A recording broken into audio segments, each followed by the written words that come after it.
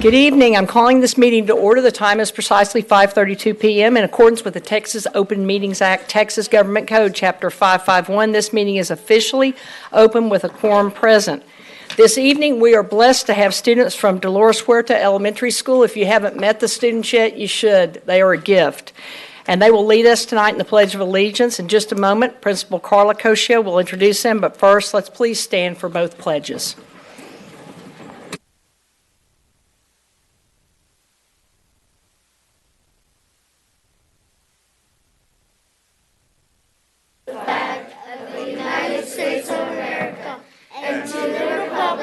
Which it stands, one nation, under God, indivisible, with liberty and justice for all. Honor the Texas flag. I pledge allegiance to thee, Texas, one state under God, one and indivisible.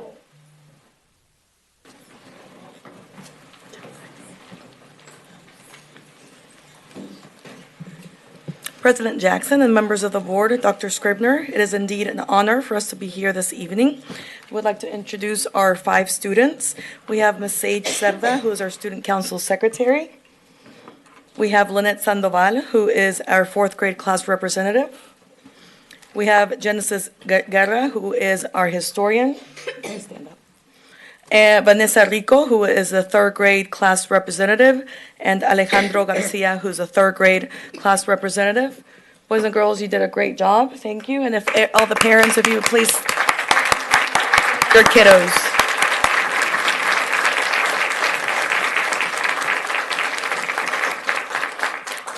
Thank you, Ms. Jackson. Thank you. And can we recognize all the students from Dolores Huerta? Would you all please stand up and let them get a picture of you from Communications Department? Go ahead. There was a young lady in green over there I want to make sure we get a picture of.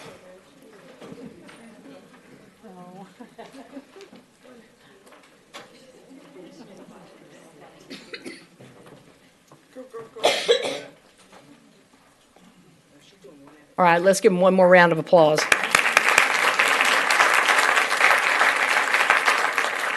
And at this time, Clint Bond from our Communications Department will begin our recognitions this evening. President Jackson, members of the board, Dr. Scribner, our greeters this evening are from the Army JROTC unit at Diamond Hill Jarvis High School, where James Garcia is the principal. The students will stand as I call their names. Battalion Commander, Cadet Lieutenant Colonel Jennifer Morales, a 12th grader. Battalion Command Sergeant Major is Cadet Sergeant Major Felipe Garcia, a 12th grader. The Battalion Executive Officer is Cadet Major Stephanie Casarubias, an 11th grader. Battalion Operations Officer is Cadet Captain Christian Vargas, 12th grade. Battalion Supply Officer is Cadet First Lieutenant Diamond Dunn, 11th grade. The Battalion Information Civil Operations Officer is Cadet First Lieutenant Avery Anderson, a 12th grader. So let's thank them for being here.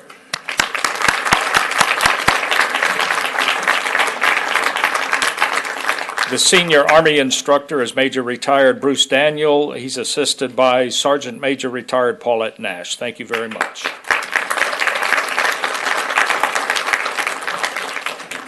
This evening we are privileged to have with us 2 outstanding parent volunteers, Kirsten Trevino and Adelina Shipman from Greenbrier Elementary School. Would you please stand?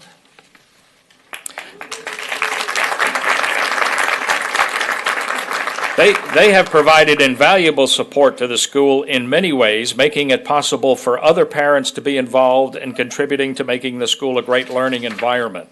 Under Ms. Trevino's guidance since 2016, the PTA has grown from a handful of members to more than 100. The PTA and Ms. Trevino provide financial and service support to meet many of the needs for the teachers, students, and the other parents. Inspired by Ms. Trevino, the PTA does wonders for the school. From an undersea decor that transforms the school into a magical world of learning to a new laminator for the teachers to organizing events like Daddy-Daughter Dance that brings parents and students together, they do it all.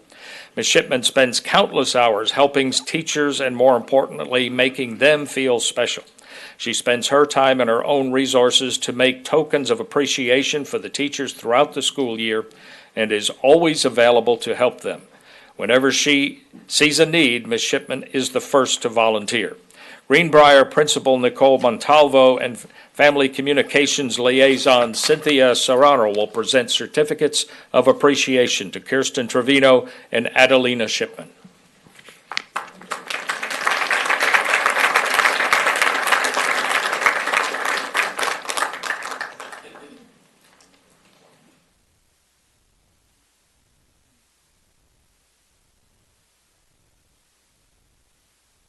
We are also honored this evening to introduce to you a caring father, thoughtful neighbor, and exemplary leader. Mr. Espinoza, would you please stand?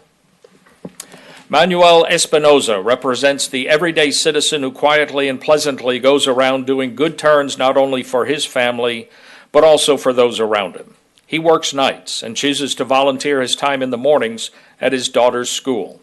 He started volunteering at Rosemont Elementary 5 years ago.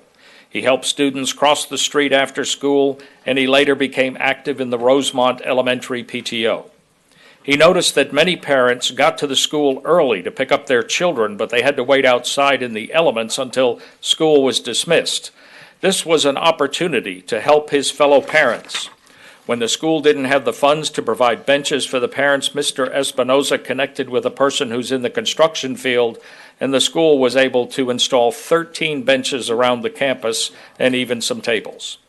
Last year, his daughter advanced to Rosemont Middle School, where Mr. Espinoza continues to volunteer every morning and assist as a lunch volunteer. He helped start a PTO at Rosemont Middle, and he's now the president. We thank you, Mr. Espinoza, and your family for your continued support. We recognize you for your service to the Rosemont school community. Rosemont Middle School Principal Miguel Del Toro and Family Communications Liaison Jessica Espinoza will now present Mr. Espinoza with a certificate of appreciation.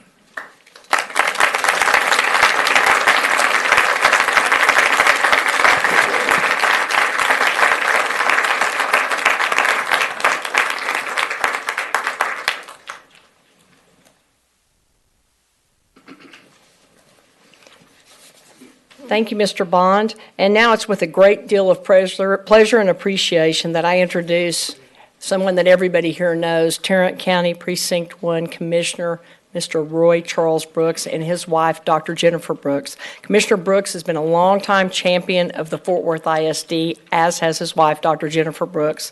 They are here this evening to introduce several outstanding students and their parents who are scholarship winners selected by the National Association of County Officials. Commissioner Brooks.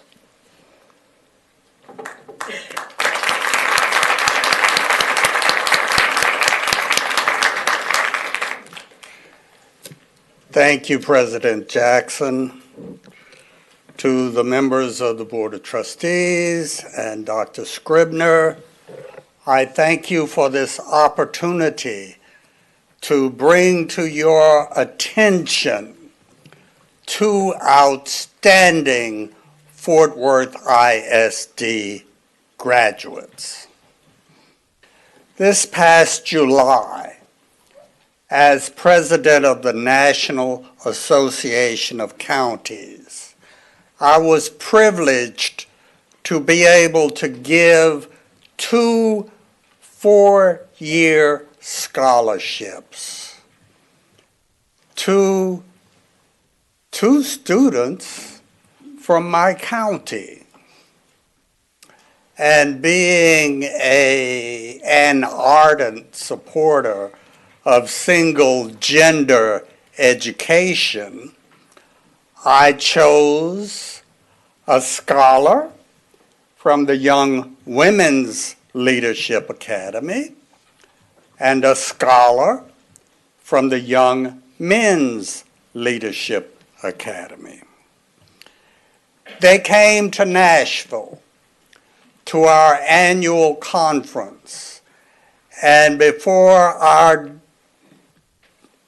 4,000 delegates, more or less, received their scholarship awards and supported by their principals, and I want to thank Dr. Scribner for arranging for them to be present.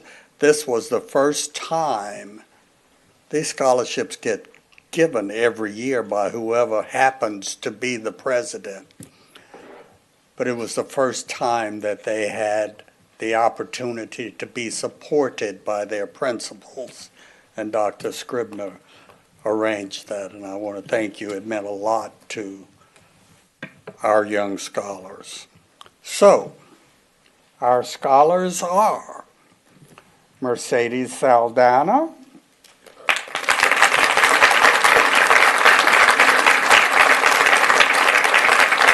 Mercedes is a 2018 graduate of the Young Women's Leadership Academy. She currently matriculates at Texas Christian University, where she has chosen strategic communications as her major. Her scholarship was underwritten by the Davenport Group out of Oklahoma City. The other scholar is Mr. Michael Matthews, a 2018 graduate of the Young Men's Leadership Academy. Michael currently matriculates at the University of North Texas, and right now he says he's a communications major. I'd like to invite them up and let them share some words with you, and then we'll get out of your way and let you conduct your business for the evening. Mercedes and Michael.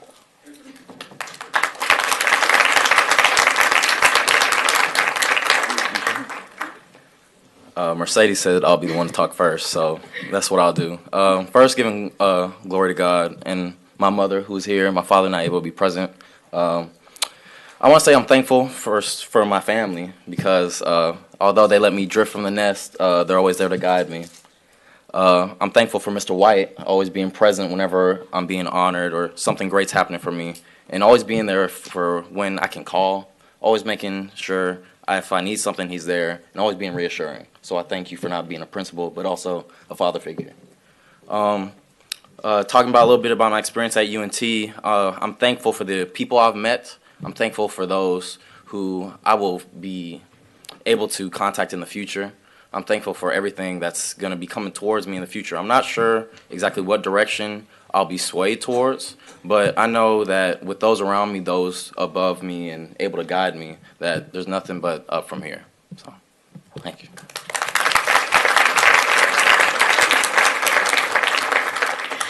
Hi, I'm Mercedes. I just want to say a big thank you to Miss Albury of the Young Women's Leadership Academy. Without the Young Women's Leadership Academy, I really wouldn't be the woman I am today. Not only did I become a leader, but a woman leader, and I learned what responsibility that holds in itself.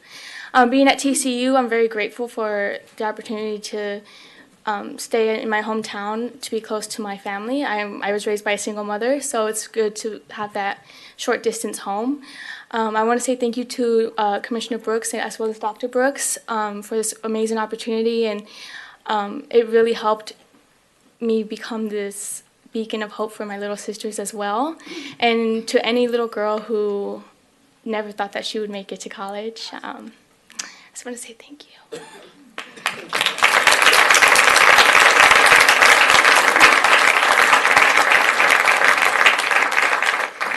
Thank you to these outstanding young people. Michael brought his mother, Ms. Patrice Matthews.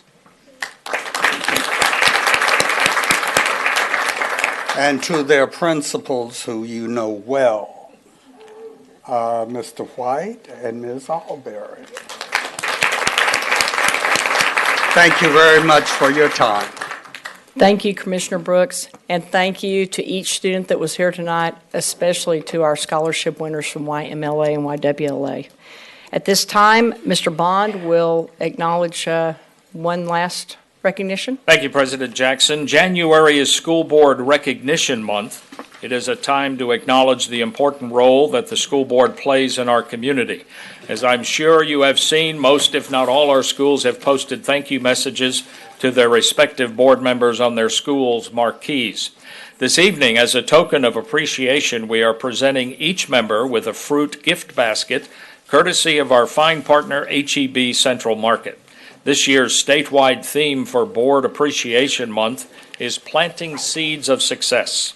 Our gifts this evening were chosen with that in mind. As trustees plant the seeds of student success with their leadership and oversight, they also get to see the fruit of that success.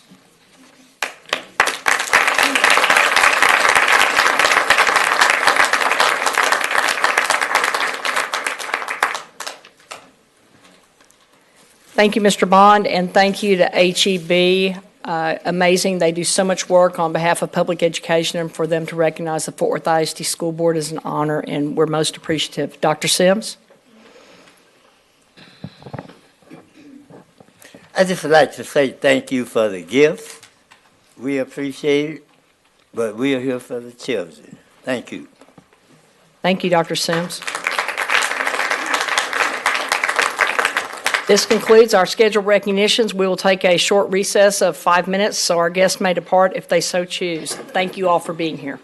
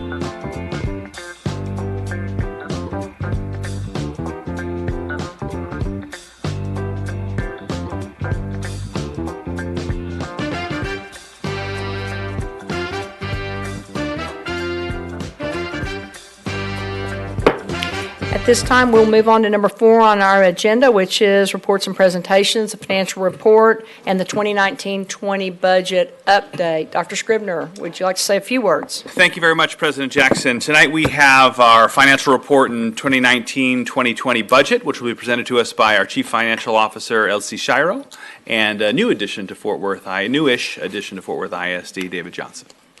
Elsie. Thank you, Dr. Scribner and President Jackson and members of the board. David Johnson and I are going to be presenting to you this evening a financial update and our initial 19-20 budget update. And so we're going to be following this agenda.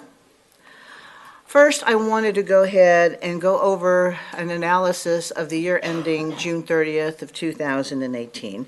And I'm pleased to announce for that period, we again added to our fund balance.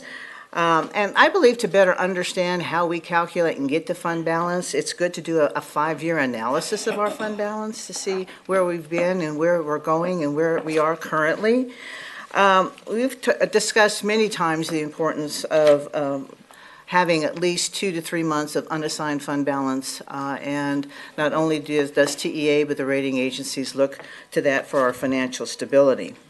And so if we look at this 5-year analysis, I want you just to focus on the left column, which is the 13-14 actually audited actuals, to kind of understand exactly how we get to fund balance over a period of time. And so if you look at the revenues that year, we had $621 million in revenue and about $622 million in expenditures. So actually, when you just subtract the expenditures from the revenue, we had a slight deficit that year. But what I don't think we've done a real good job in over the years is explain what other resources are. And I think simply stated is that there are transfers in and out in the general ledger over the years and over a given year. And for the most part, if you looked at what they are, there's kind of 2 historical types. Sometimes previously we have reimbursement resolutions that we get when we have a successful bond, and that will show up in other resources. And we also have some transfers out when we also support some of our internal service funds, like the print shop or the research and evaluation department. So that kind of looks at where the other resources come in that actually changes net fund balance.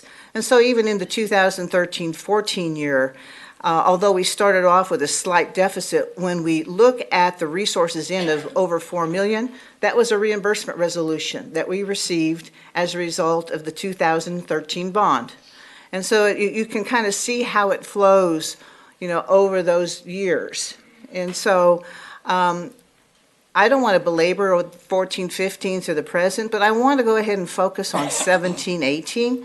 That's why we're here this evening on this financial update. And in this instance, you're going to see that we had revenues of $759 million and expenditures of about $743 million. That initially had an excess revenue over expenditures of $16 million. And you're going to see that's primarily because of the TRE. And in addition, you're going to see other resources in that column of $7.2 million. And that's a reimbursement resolution that we received because of the 2017 successful bond. And so when you add those 2 numbers together, we're looking at a $23 million increase to fund balance in this last school year. Now, I wanted to even break that down further by fund. Currently, the general fund is made up of 3 funds. It's Fund 197, which is the student attendance incentive, 198, which is the TRE, and 199, which is the general fund. And so when you look at those 3 funds, it kind of explains to you how we came up with the $23 million in additional fund balance. Because if you look at 198, that column, we had revenue of $24 million. We spent just under $7, and so that netted out about almost a $17.3 million excess. What we do with that excess, it's in fund balance. Its usage should be set aside for projects, one-time single projects, which we told the voters we'd use CRE funds for all of the issues. We weren't going to finance any longer shorter-term assets. And so we should use that $17 million over the next year or two to start working on some of the very necessary projects that we have. And then in the general fund, if you look at revenues and expenditures, we're at a slight deficit of about $1 million, but when you add back in the reimbursement resolution, then that's why we have excess revenue over expenditures. And so today, as of June 30th of 2018, our fund balance is at $213 million. I wanted to also point out that when you look at our expenditures by function, in comparison to other surrounding large school districts, Fort Worth is in the center there. And then the average is on the far right. And so when you look at like function 11, 12, and 13, we're spending about 62% of our budget on instructional. And while the average of our other comparable school districts is about 58. In student support services, which is counselors and nurses and all those other social services, we're spending right at 12% of our budget, while our counterparts are about 10.5. And more importantly, when you look at administration, which is function 41, their average is about 2.75%, and we're spending less at 2.11. And so with that, I will turn it over to Mr. Johnson to go over the 1920 budget update. Thank you, Ms. Shiro. We'll start with the revenue estimates for the 1920 budget cycle. What I did is I started with 17-18 to kind of give everybody a point of reference. The main drivers in revenue for a school district are the student base, obviously the ADA, average daily attendance, and the tax base. So for the 17-18 year, we had ADA of $77,997 and a tax base of about $33.5 billion. Fast forward to the 18-19 budget, we developed that in the March, April, May of the year preceding the budget about a year ago, and we drew assumptions of about 5% of the increase on the tax base and ADA of about 77,619 students. You get actual data in the August-September timeframe after you've adopted the budget. What that revealed to us was an increase of about 11% in the tax base. That coupled with a decline in ADA of what we're anticipating to be about 76,580 will produce about a flat revenue relative to budget. In other words, as your tax base increases disproportionately over the prior year, you get a slight benefit known as the lag. That offset the decline in attendance that we're projecting for the year. And looking at the 1920 school year, we're projecting about a 2,000 student decline in our ADA. That is pretty routine, unfortunately, with large urban districts. We're seeing a change in the birth rate, and we're also losing students to the charter school system. So we're going to project a decline of 2,000 students. I spoke with Jeff Law, who is with the Tarrant Appraisal District, and he said between 7% and 8% on the growth of our tax base. So when you put those into the calculation, when you put that into the TEA template, you look at other sources of revenue, we're going to be down about $23 million. Now, I think it's important to understand that I have included right now some Senate Bill 1882. If the board so chooses, that will ultimately be pretty close to what we anticipate revenue to be for next year. I've given a little history on the taxable base for Orth ISD. It was pretty flat for a few years, and then we started seeing growth in 16-17, 17-18, which has benefited the district. For 19, again, it's 7.5% based on my discussions with Jeff Law, and then in the subsequent years right now, looking long term, we're projecting about a 5% increase in the tax base. This slide is comparing Fort Worth ISD enrollment to what is known as the PEAMS Snapshot Day. That is the last Friday in October. It's a good measurement date. It is the state measurement date for instructional FTEs as well as students. You can see that when you compare 17-18 to 18-19, we've declined by about 1,724 students. That is primarily at the elementary level, and that's largely due to the birth rate and the charter school system. So that's the trend that we've seen, and it appears right now that based on some analysis, demographic analysis, and what we're seeing with some of the other large urban districts, that appears to be a pattern that we see continuing into the foreseeable future. I've given a little chart to show what Fort Worth started with in ADA in about 2013 and enrollment.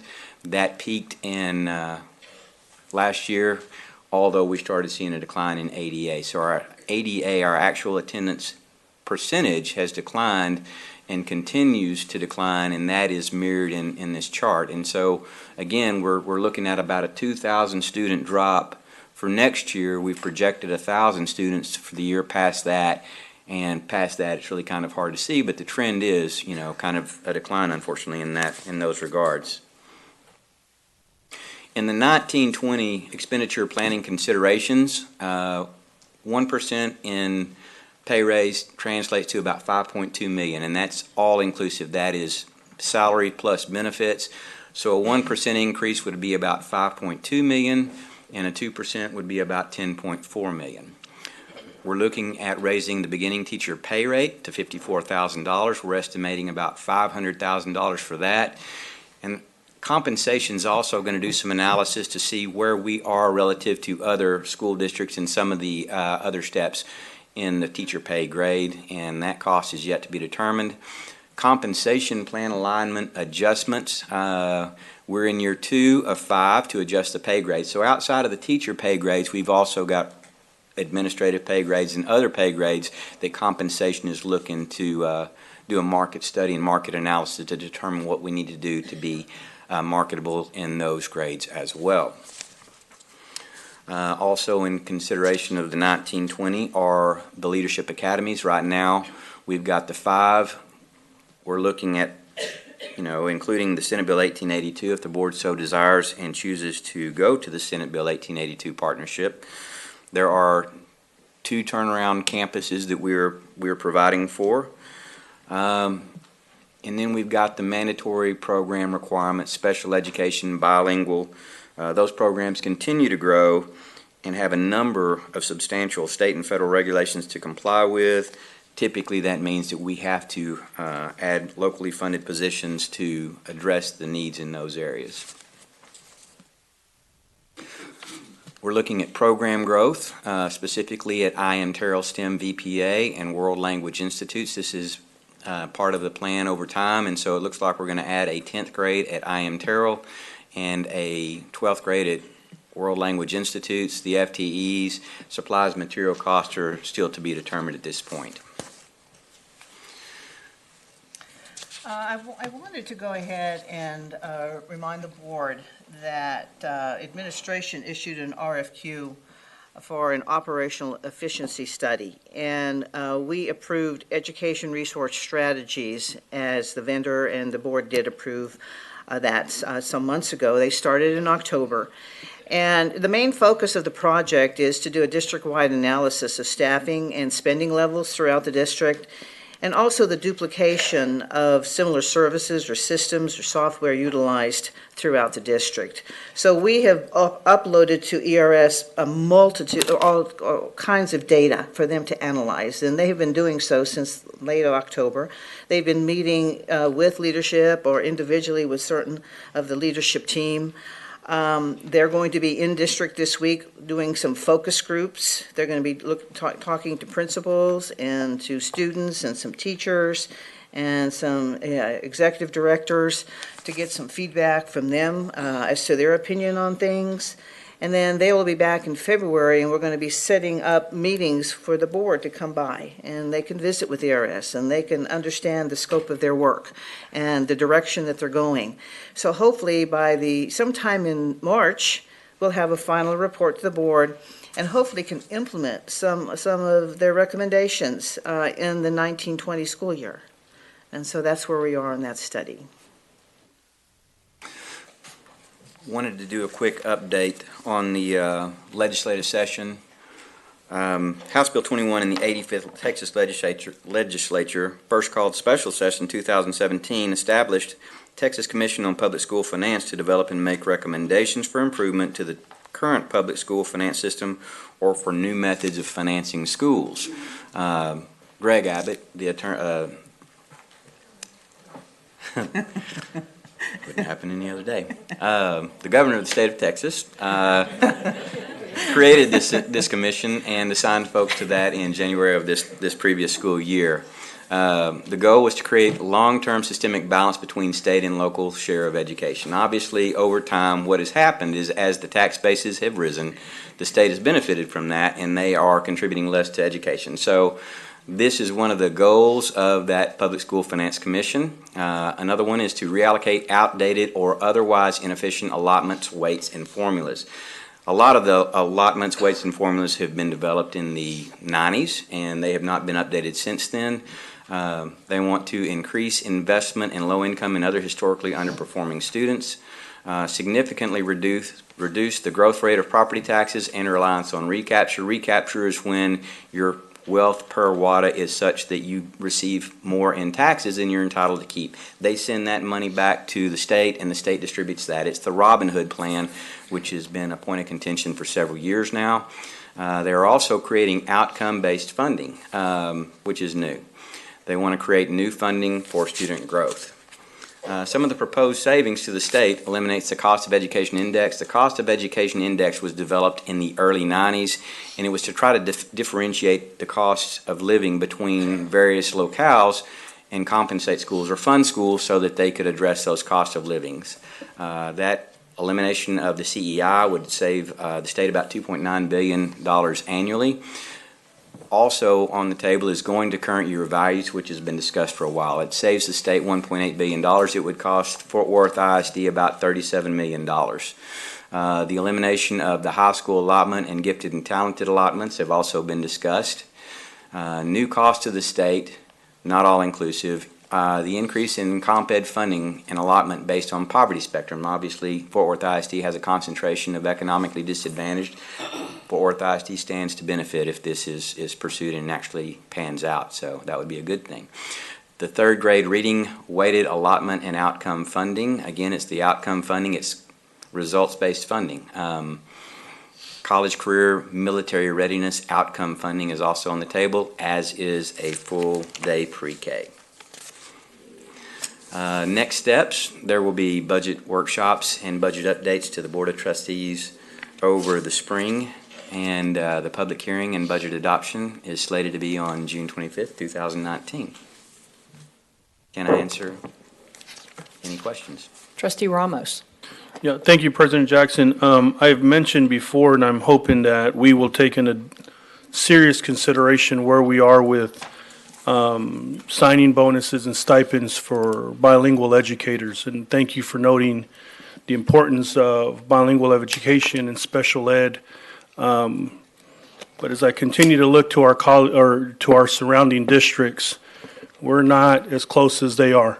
And so as much as we say we care and we're understanding that, I think, what is it, Dr. Scribner, about half of our students entering public school education in Fort Worth ISD are coming in speaking another language other than English. Absolutely, yes. I have not seen budget adjustments accordingly.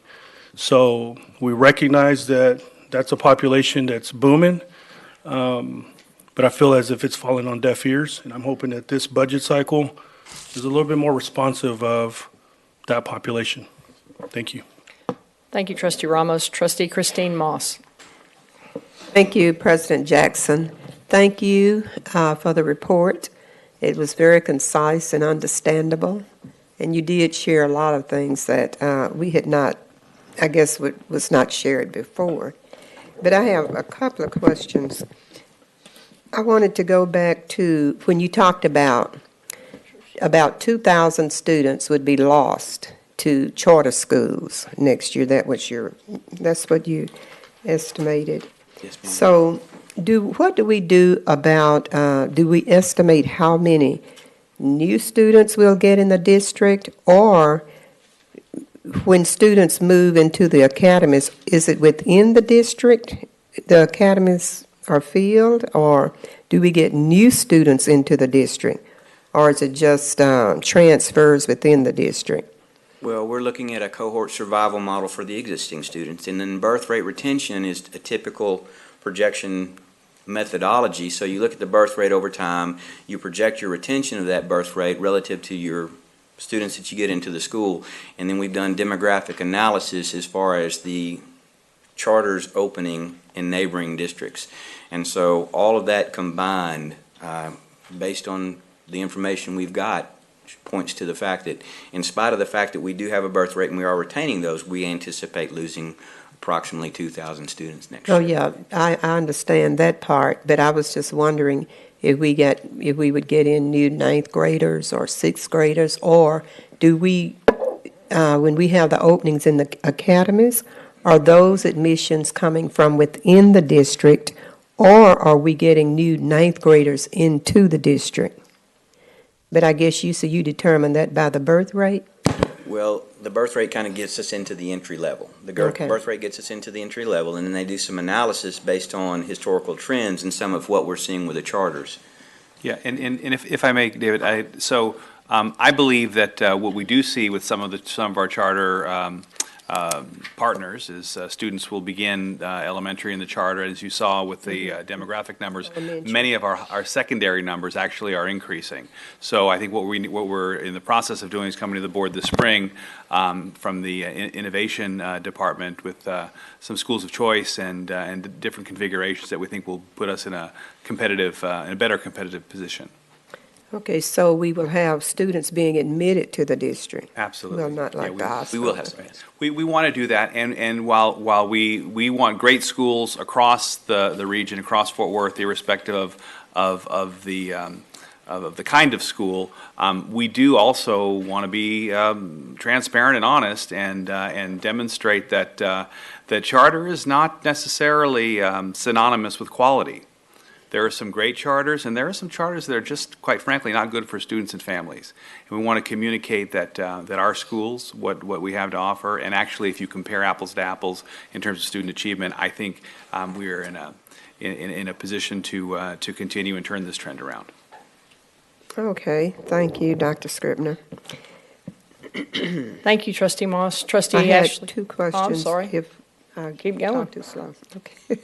Thank you. The second question I have is, it's not really a question, but we still have individuals in Fort Worth, our constituents, not understanding how we receive our funds to support education. They still think that we get all of these tax dollars and we get all of this money from the State Department. And the question that was proposed to me is, what are you doing with all of that money? And I explained to them, no matter how we raise taxes, and like I gave a good example, like if we received $6 million a year from taxes, then the State Department just deducts the $6 million from what they give the school system. And so you see, we don't get what the public really thinks we get.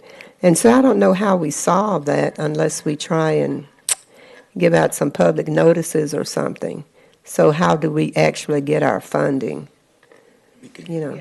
We would have no problem with putting together an explanation of exactly like how we, 101 in school finance. It's so complicated, we could break it down so it's understandable. And so that the taxpayer really knows exactly, how we're funding and how much their local taxes go to funding our schools, and how little the state is now contributing as a result of that. Okay, go ahead. And if I may, Ms. Moss, President Jackson, so it's my understanding, prior to my arrival in Texas, that the school finance formula had the state providing about 60% and the local 40%. That has shifted to 40 from the state and 60 locally, particularly in areas like ours where the property values are strong. We do know that Representative Guerin is submitting a bill that would require the state and district portion to be 50-50. So we certainly want to pay attention to that when we're down in Austin. Thank you. Thank you. Thank you, Trustee Moss. Trustee Ashley Paz. Thank you, President Jackson, and thank you for this report. I just have a couple of questions that I want to, for things I just want to make sure that I understand correctly. On slide number 5, you don't have to go back to it, but that's the one that breaks down the different expenditures by function. 50 to 59 is support services, non-student based. Is that's like transportation, food And that's service? all of the maintenance and maintenance, Okay. but not transportation. Transportation would be in 34, and support services for the student. Okay. And would that also include like our capital improvements? No, it That's would not only if included in fact at all. we do Okay. some capital improvements in function 51. Okay. We do majority of them in 81. So Okay. we do a few in 51. Okay. But that So- would be pretty much. Oh, I see, capital outlay, okay. Right. All right. So it's basically just maintenance then? Maintenance and safety Okay. and security, Oh, technology. okay.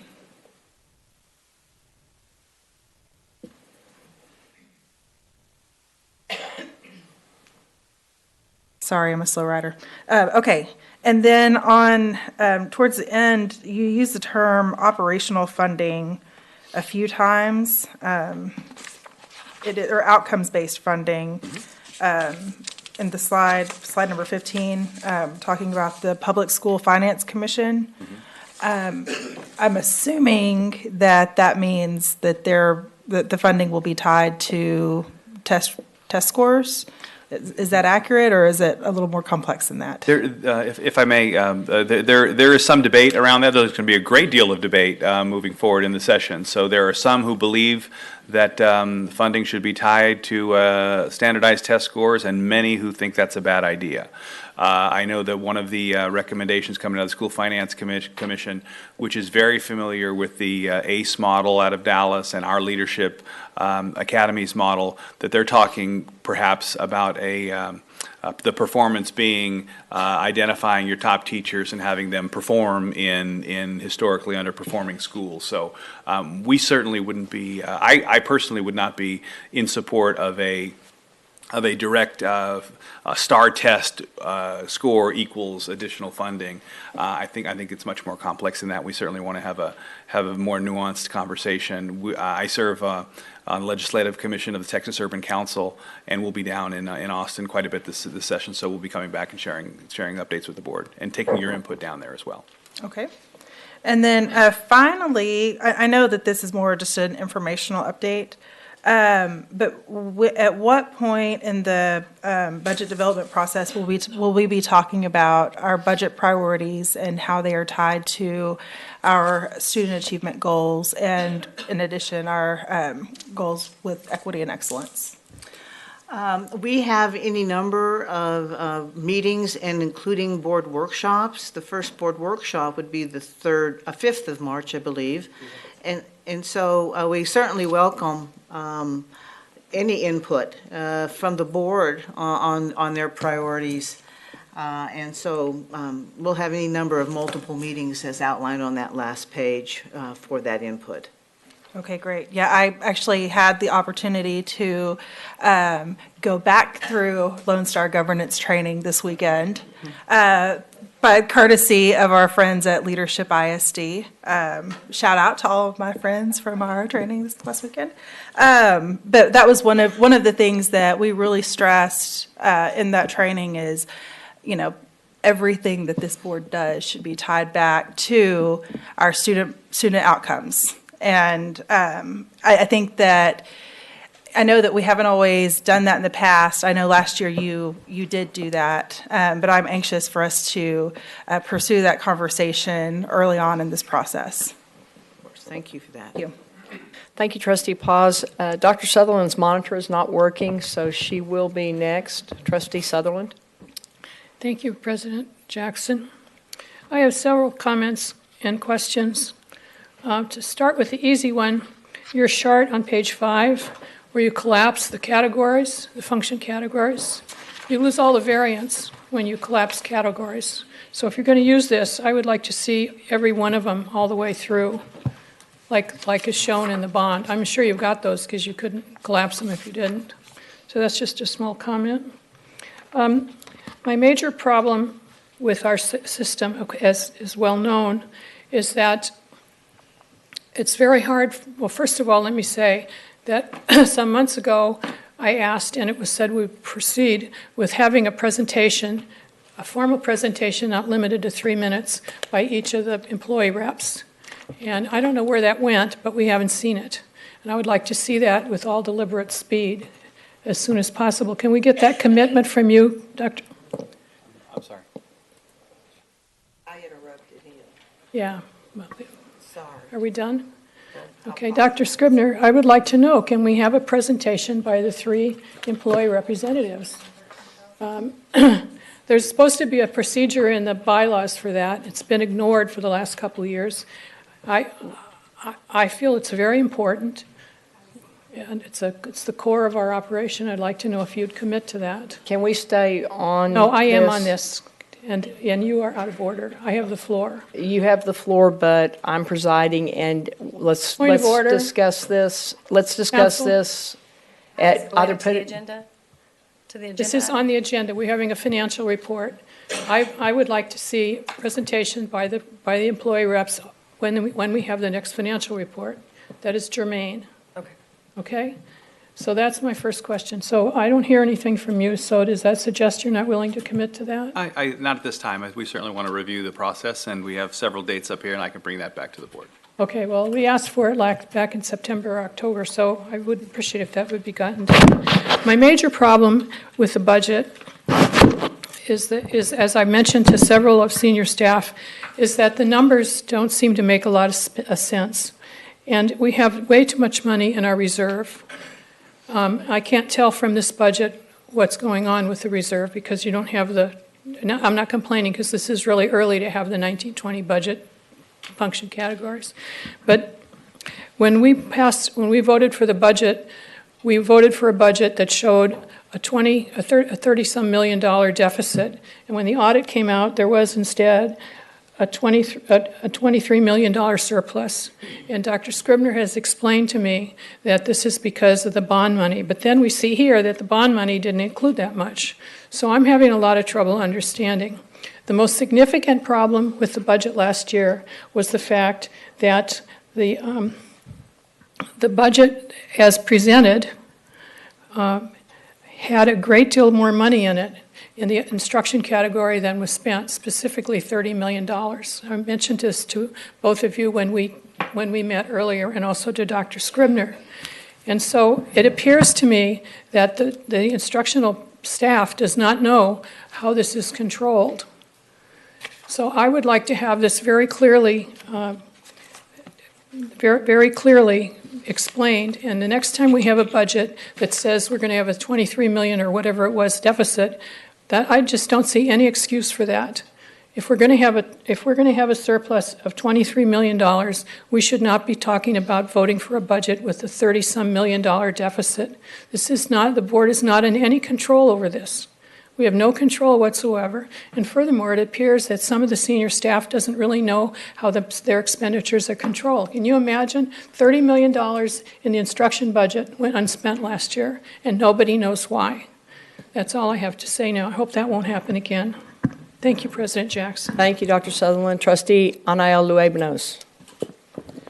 Thank you, President Jackson. I want to echo what Trustee Jacinto Ramos said. We want to see more bonus to get more teachers. I see we have a lot of issues getting like Spanish teachers, and we are going outside the state to find them, but maybe we can find them here locally if we offer bonus like other districts around the DFW.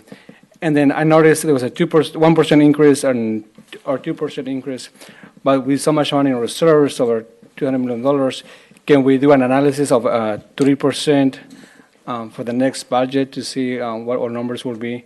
I know it's $5.4 million. So at 3%, what would be our net balance when we have over $200 million in the reserves. Thank you. Thank you, Trustee Luebanos. Trustee Christine Moss. Jackson, just a quick statement.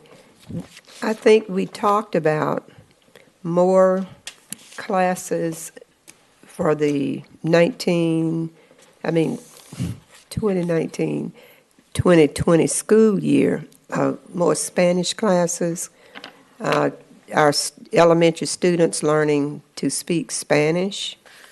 I don't know how that will roll out, but I know we had mentioned it or talked about it.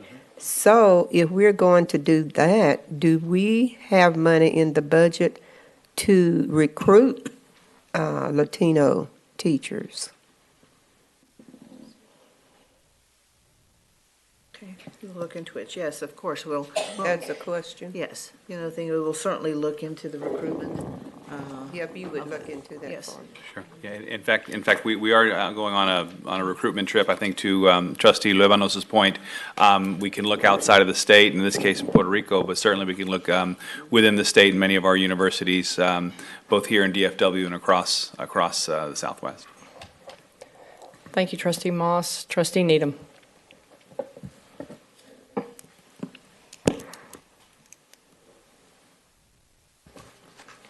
Thank you, President Jackson.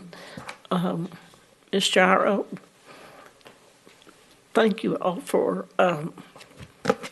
giving us a budget this far ahead, and I was really happy to see how much the, can you go back to the first page or second? That's got all the what's left at the end of the year.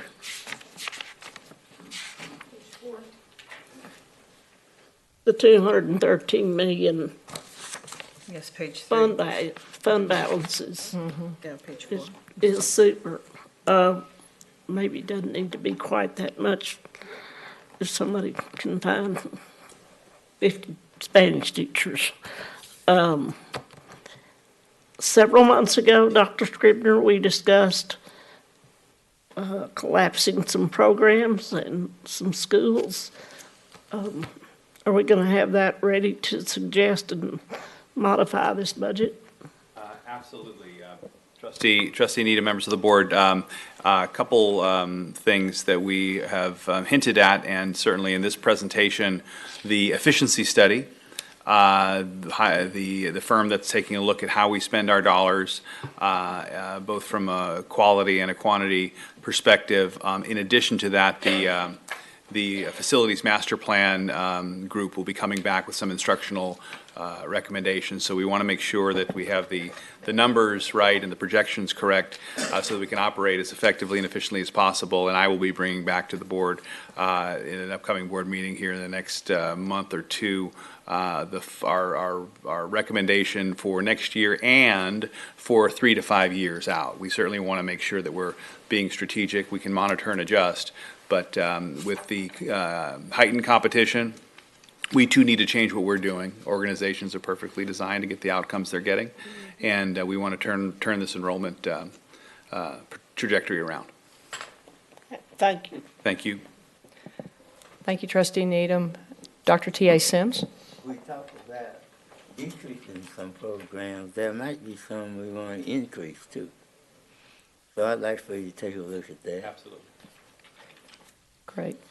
Seeing no other questions, thank you all for a great presentation.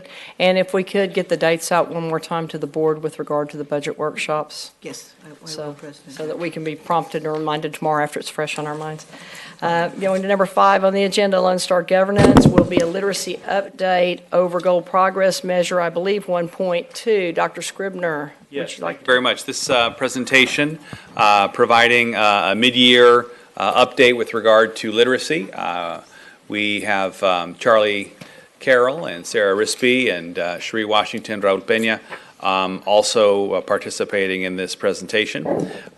This is consistent with our goal, Lone Star Governance Goal 1 and Progress Measure 1.2. And with that, I'll turn it over to our Chief Academic Officer, Mr. Charlie Carroll. Charlie. Good evening, Board of Trustees, President Jackson, Superintendent Scribner, We're going to do a mid-year literacy update and go through several components of the 18-19 literacy program that has been put in place and pay particular attention over the course of this presentation to our progress monitoring efforts that we're making with students to make sure that we're making growth and progress. It's critical in Domain 2 of STAR, and you'll see some of that as we make our way through this presentation. The first slide I'd like to get to is what we're doing differently in structured primary literacy. Structured primary literacy is a program that we're working through at 48 district campuses, and those campuses were agreed upon by leadership and academics as campuses that were desperately in need of assistance to build teacher capacity and teaching phonics, working on alphabetic principle and word study, and building a stronger foundation for students as they matriculate toward their 3rd and 4th grade years and begin their experience with state testing.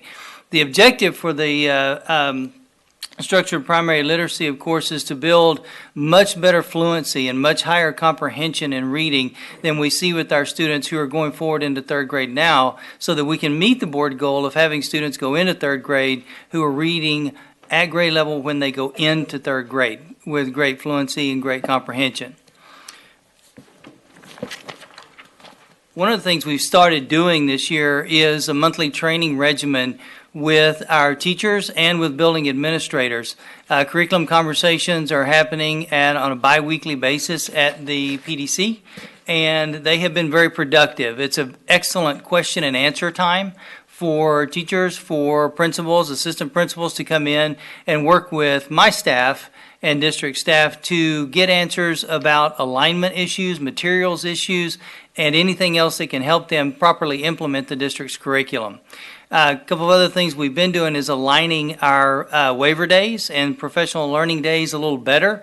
And I'm going to step aside for a minute and let Dr. Raul Pena, the Chief of Elementary Schools, talk to you for a minute about the last waiver day we had on January the 8th.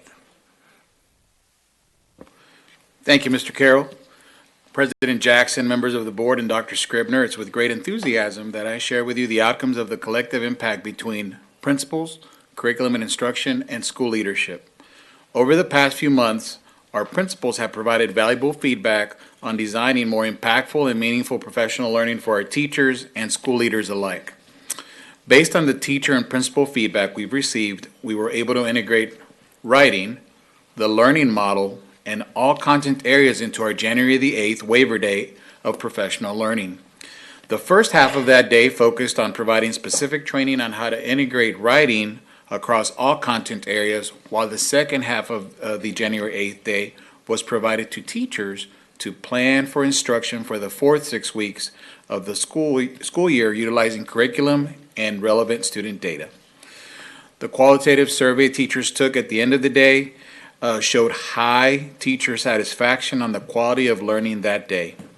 Curriculum and instruction, along with school leadership, will continue to collaborate with our schools to continue to make the work more meaningful and impactful. We've had a great start and look forward to continuing that stride. Thank you.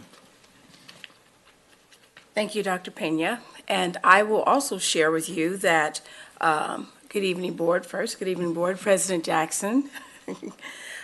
Likewise, the recent waiver day yielded positive results and reviews from our survey from secondary teachers as well.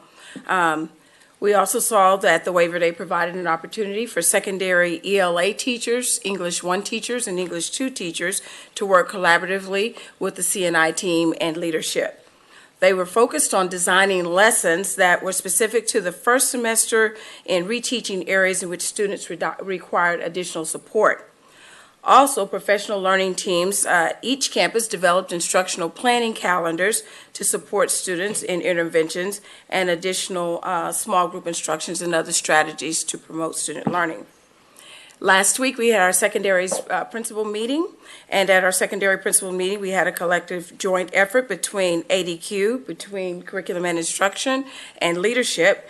And each principal brought with them an instructional leader from the campus and a data analyst so that they could focus on the work centered around progress monitoring for growth for each student in reading and math.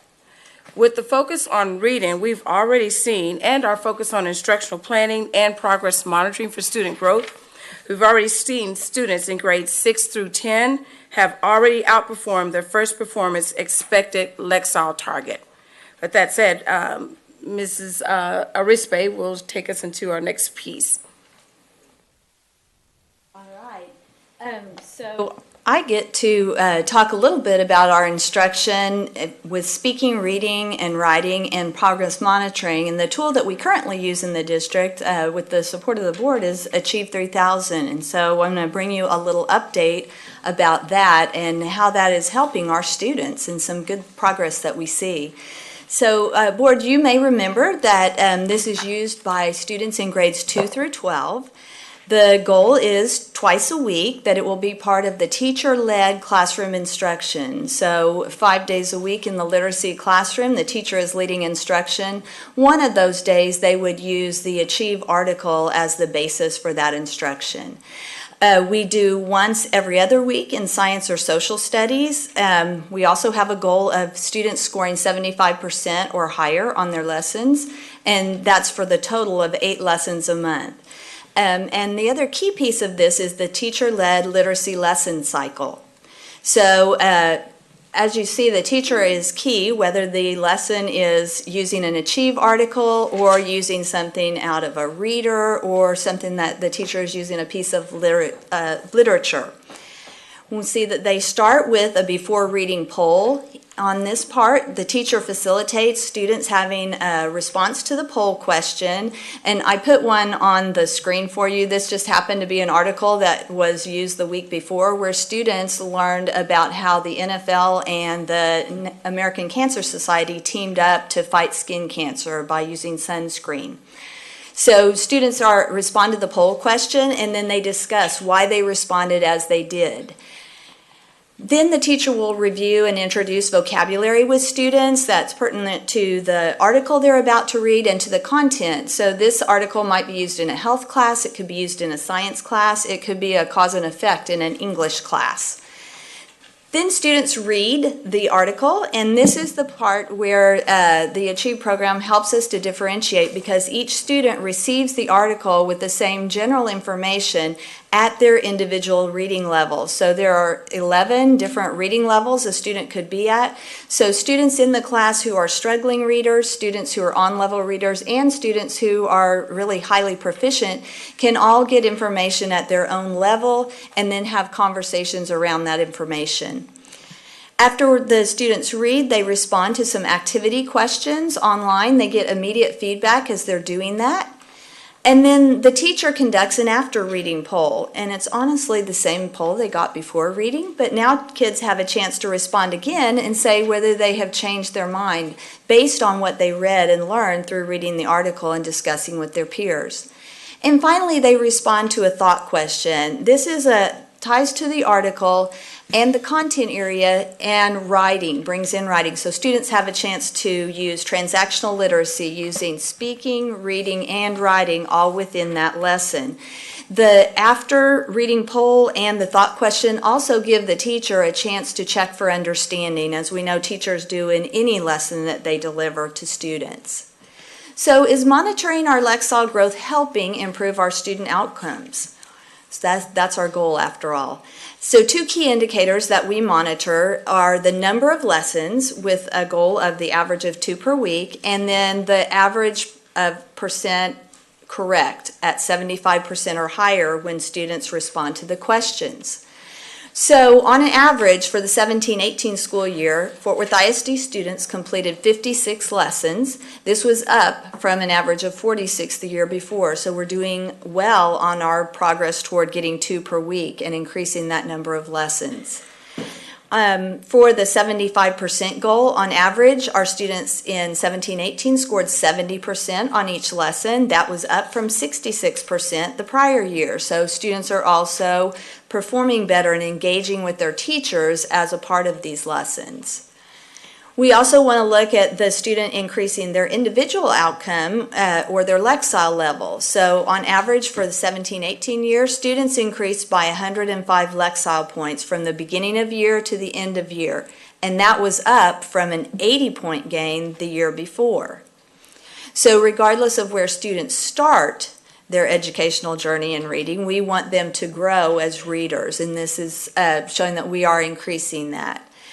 Then when we look at those high fidelity students, the students who reached both of those goals, 2 lessons a week and 75% or higher, we see even greater gains. So students in 2017-18 scored or had a 151% point, Lexile point gain from beginning of year to end of year. That's over 3 times their expected, and that was up from 127 the prior year.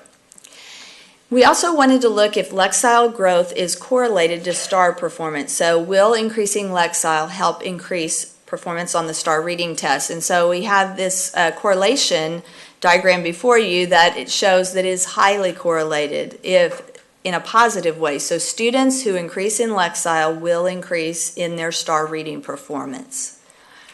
And you rarely see a plot like that, so if you like to look at those kind of things, this was an exciting one to see.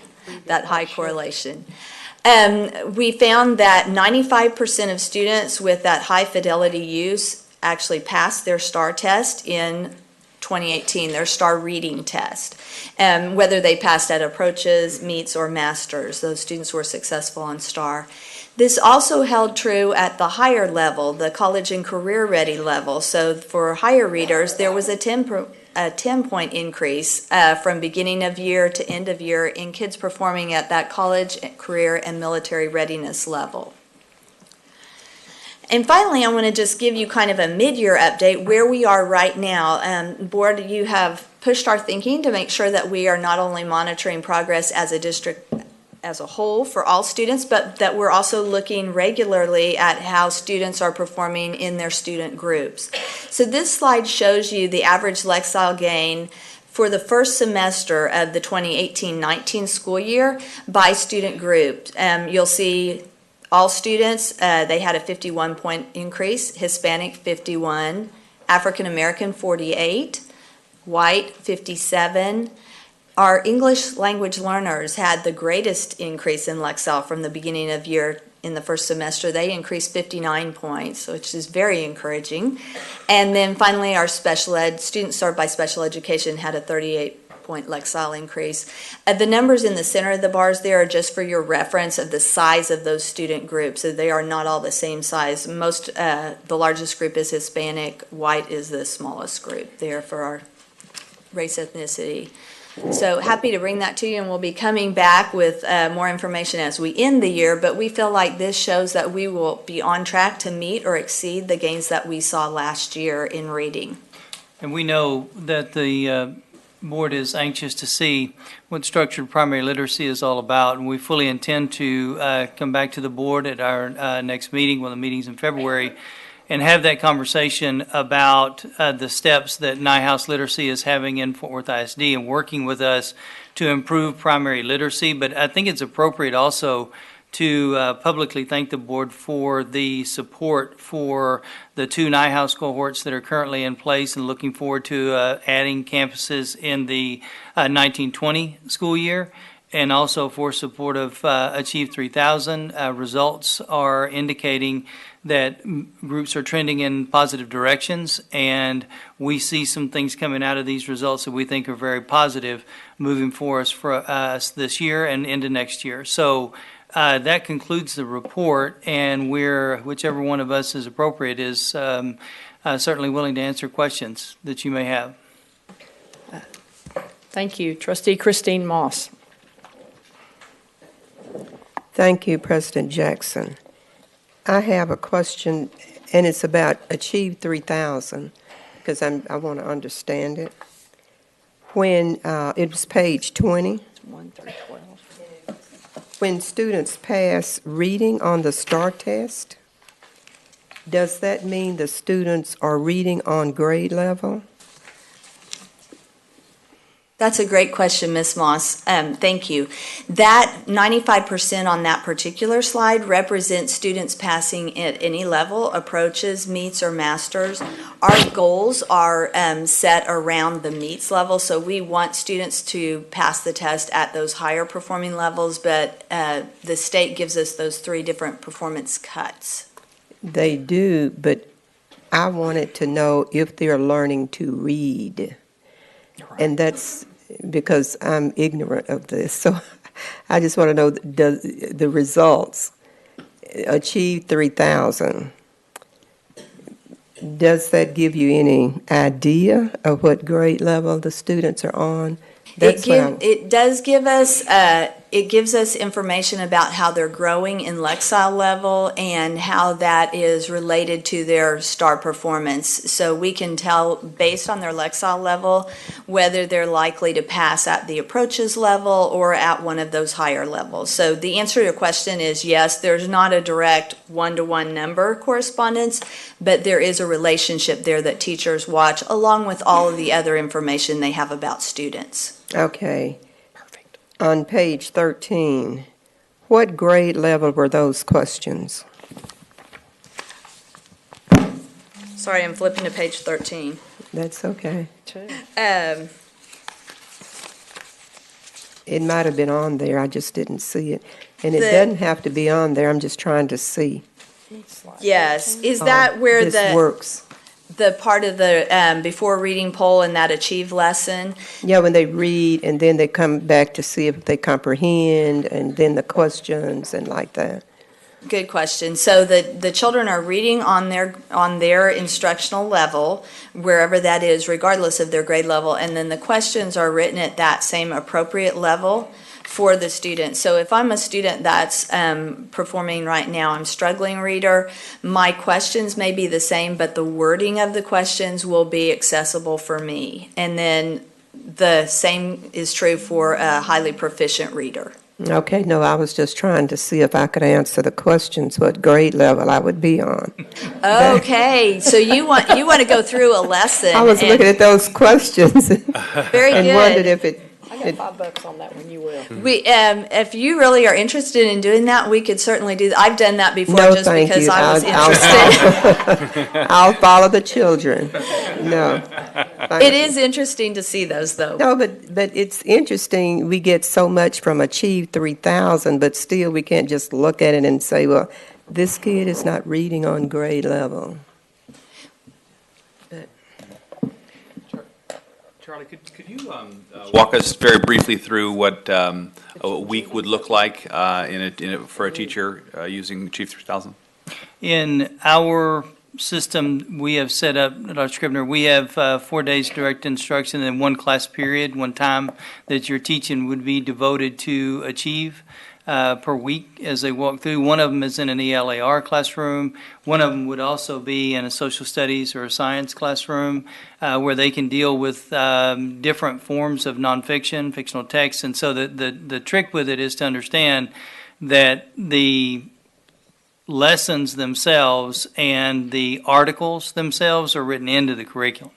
And so there are pieces that are in there that you just click into and go into the system so that you know it can be part of your instructional methodology that you're working through that week.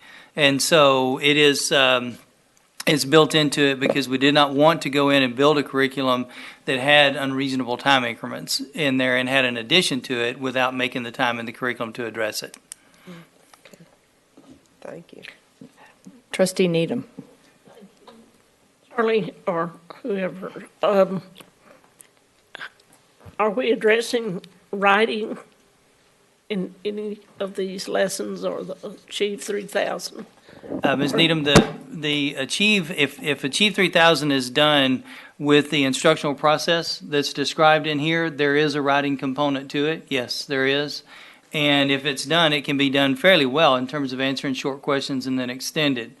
We also, one of the things that Dr. Pena was talking about earlier, which was our January 8th day, that we worked with every campus and every teacher, part of that was an engaged literacy strategy that we're working with students to more thoroughly engage with text, that every time they go in and work with a text, it's a reading and writing exercise, so that they're responding and writing, reading actively, and that there are things that they have to do instead of staying passive while they're engaging with text. So what we focused on the 8th was exactly what you're talking about, is can we focus on writing instruction to help push ourselves forward in that area? Because as we identified at the end of last year, certainly an area of need. Wasn't that our lowest area? Yes, ma'am.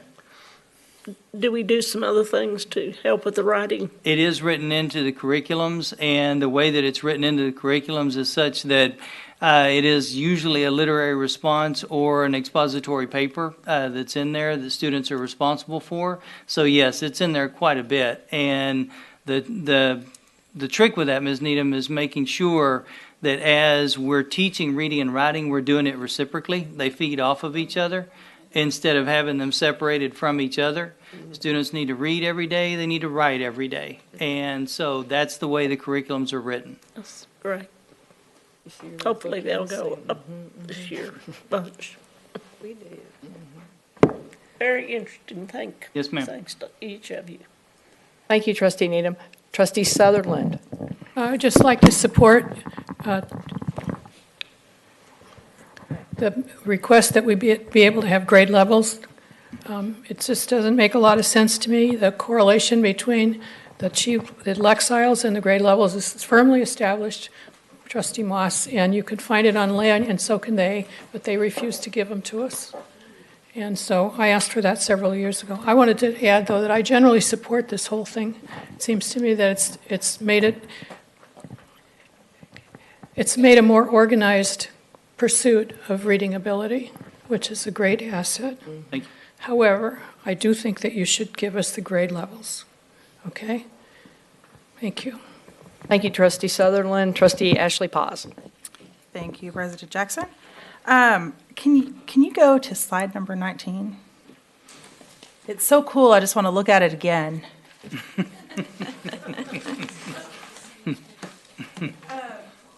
Okay, so over here on the left-hand side? Y-axis, the Yes. left. What is the benchmark there for meets grade level? Right. Or is it consistent across all grades? It is not consistent Okay. across grades. The scale score on STAR is within grade level. Okay. The passing scale score, the scale goes up across reading from grade 3 through 8. It's a consistent scale, but where passing is for each grade level is different. Okay, so this doesn't actually correlate to what the STAR score is. It's the passing. I'm sorry. I'm trying. That's okay. I think that an understand. easy way to understand it, aside from grade level passing, is to say that as you increase your scale score in your Lexile score, your scale score increases correspondingly. So that's what the positive correlation is talking about. They're related. They may not it may not cause it, but they're Yeah. tightly related. Yeah, I understand that. And I think it's really interesting how it kind of like has a little kick up in the middle. But I'm just trying to, I guess what I'm trying to understand is, of these, at what point is it the students who are actually hitting that meets grade level mark? So that information, that's not shown on here. The way that that's constructed, you cannot see that. But if you are interested in what the meets grade level cut is for each grade level, I can easily provide that for you. Okay, yeah, I would definitely be interested Yeah, in we that. can send that to everybody so that you could all see it. I think that'd be great. Thank you. Yes. Thank you, Trustee Paz. Trustee Needham.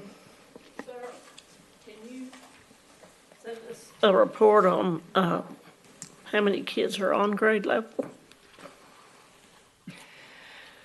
Using our Achieve data, Whatever you want to use for, say, third grade, are they on read level or are they not? We can show you, what we can easily show is where they are based on their Lexile band. It doesn't equate exactly to grade level. There's a broad band and it overlaps Lexile from grade level to grade level, but we can show you how many kids. If you'll allow me, I don't like to say put kids in buckets, but in data we say that a lot. So there are 4 buckets that Achieve will place you into, and we could easily show you that. What are the buckets? What are the 4 buckets? The buckets are the below, the approaching, the meets and masters for STAR, but for Achieve, they are approaching meeting and then the CCMR. So those top 2 are considered on the track for college, career, and military readiness, and the bottom 2 are not. So we can show that to you a couple of ways. Okay, thank you. Yes. Thank you, Trustee Needham. Okay, Dr. Sutherland?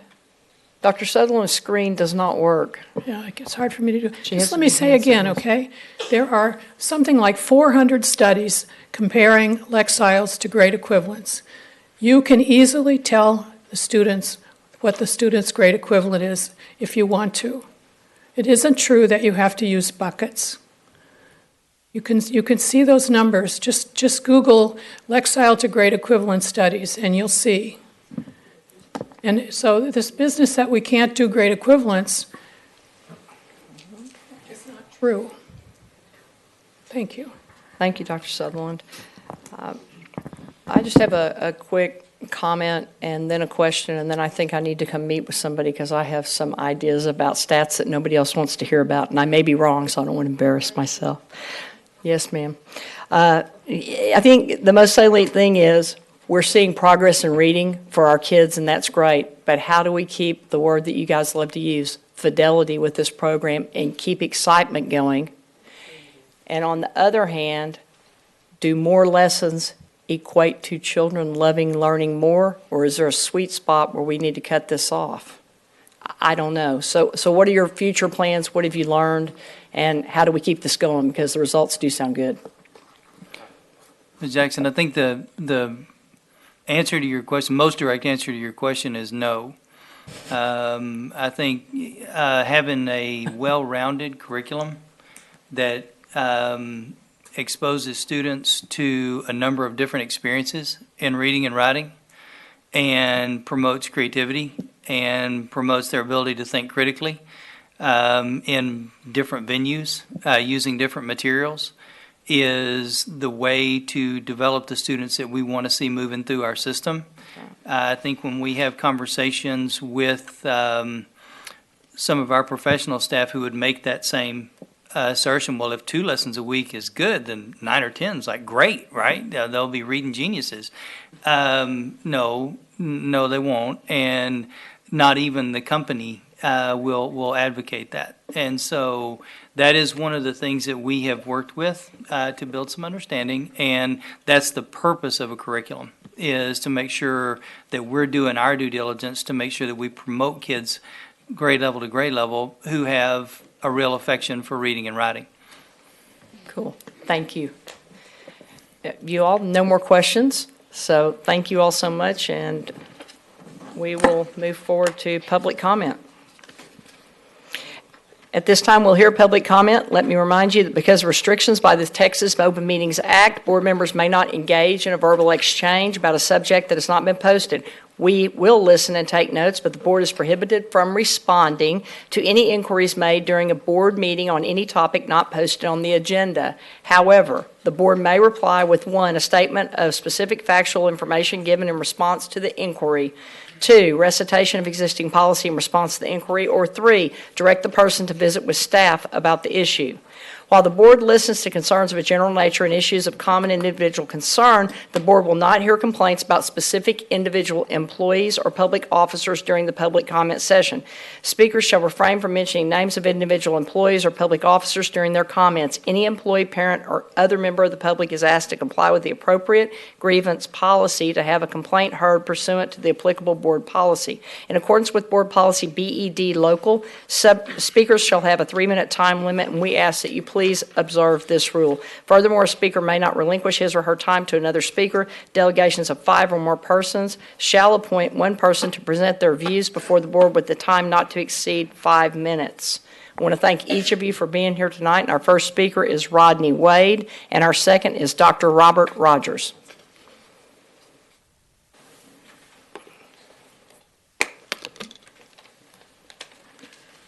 Good evening. Thank you, President Jackson, members of the board, Superintendent Scribner. My name is Rodney Wade. I live at 1404 South Adams Street in Fort Worth, Texas.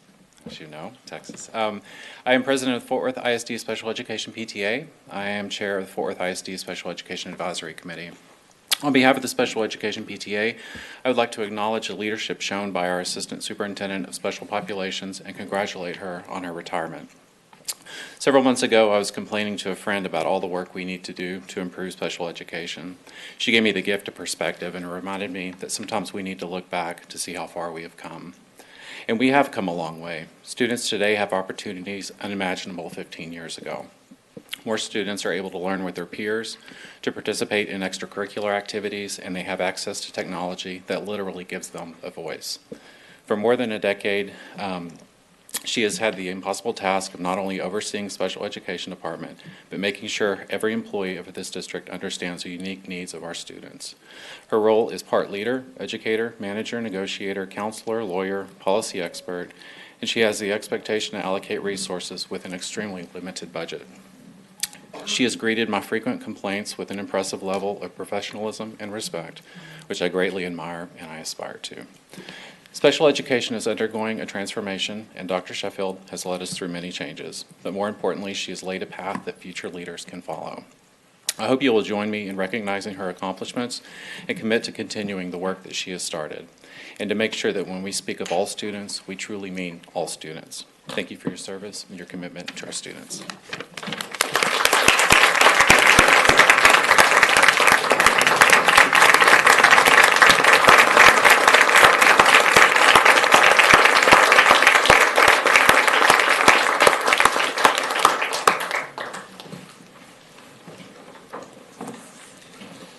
Dr. Sheffield, I think it's okay for me to speak on behalf of the board. Thank you for everything. Dr. Rogers.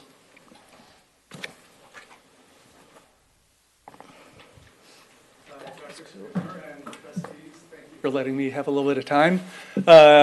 This could not be a board meeting better designed for my specific interests, as I think you all know. Working as a reading partners tutor and working to build the tutor group and to understand how we as community volunteers can impact our schools. I'm always looking at data. I put together this report that I've given you based on the data that's available on the Read Fort Worth website. It's on the data dashboard.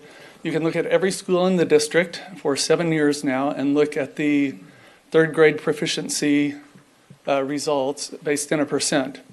And every time I say percent about students, I want to say that percent really represents a student. So we can say that the district is reading at about a 33% proficiency in third grade right now.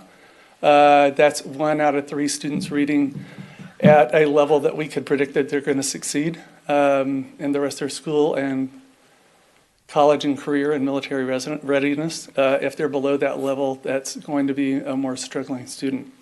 So what I've done is I've compiled this information because I wanted to be able to look at it more quickly. I don't want to look through each individual school on the website. So as you can see, I've grouped all of the elementary schools by your trustee district. And there are different columns here. So in the 7-year low, that's the lowest percent achieved by a particular school in the 7 years reported. There's a 7-year high. I picked 2 specific cut points, 25%. I hope that we would all agree that being below 25% proficiency would be unacceptable. I picked 50% begrudgingly. I don't think any of us would say that out of a class of 24 students, that only 12 of them reading proficiently as they go into 4th grade would be what we would want. But based on our current level of performance, that is I have to use something that we can actually get a number in. So you'll see those columns, the number of years. Look, if we look at District 1, Diamond Hill had an 18% low, a 43% high, 3 years below 25%, 0 years above 50%. So you can look at each school in the district. I know that all of you as trustees understand that you are responsible for all of the students in the district and not just in your specific district. But I think when you're talking with your constituents that it's helpful to know what's happening in your individual schools. The question is always, what are the definitions? Proficiency in this report is meets standard. Thank you. And since literacy was on the agenda tonight, we could have a conversation. I know it's not typical of the board to talk back to members, but it was on the agenda. Thank you. Thank you. Penny Askew and Stephen Poole.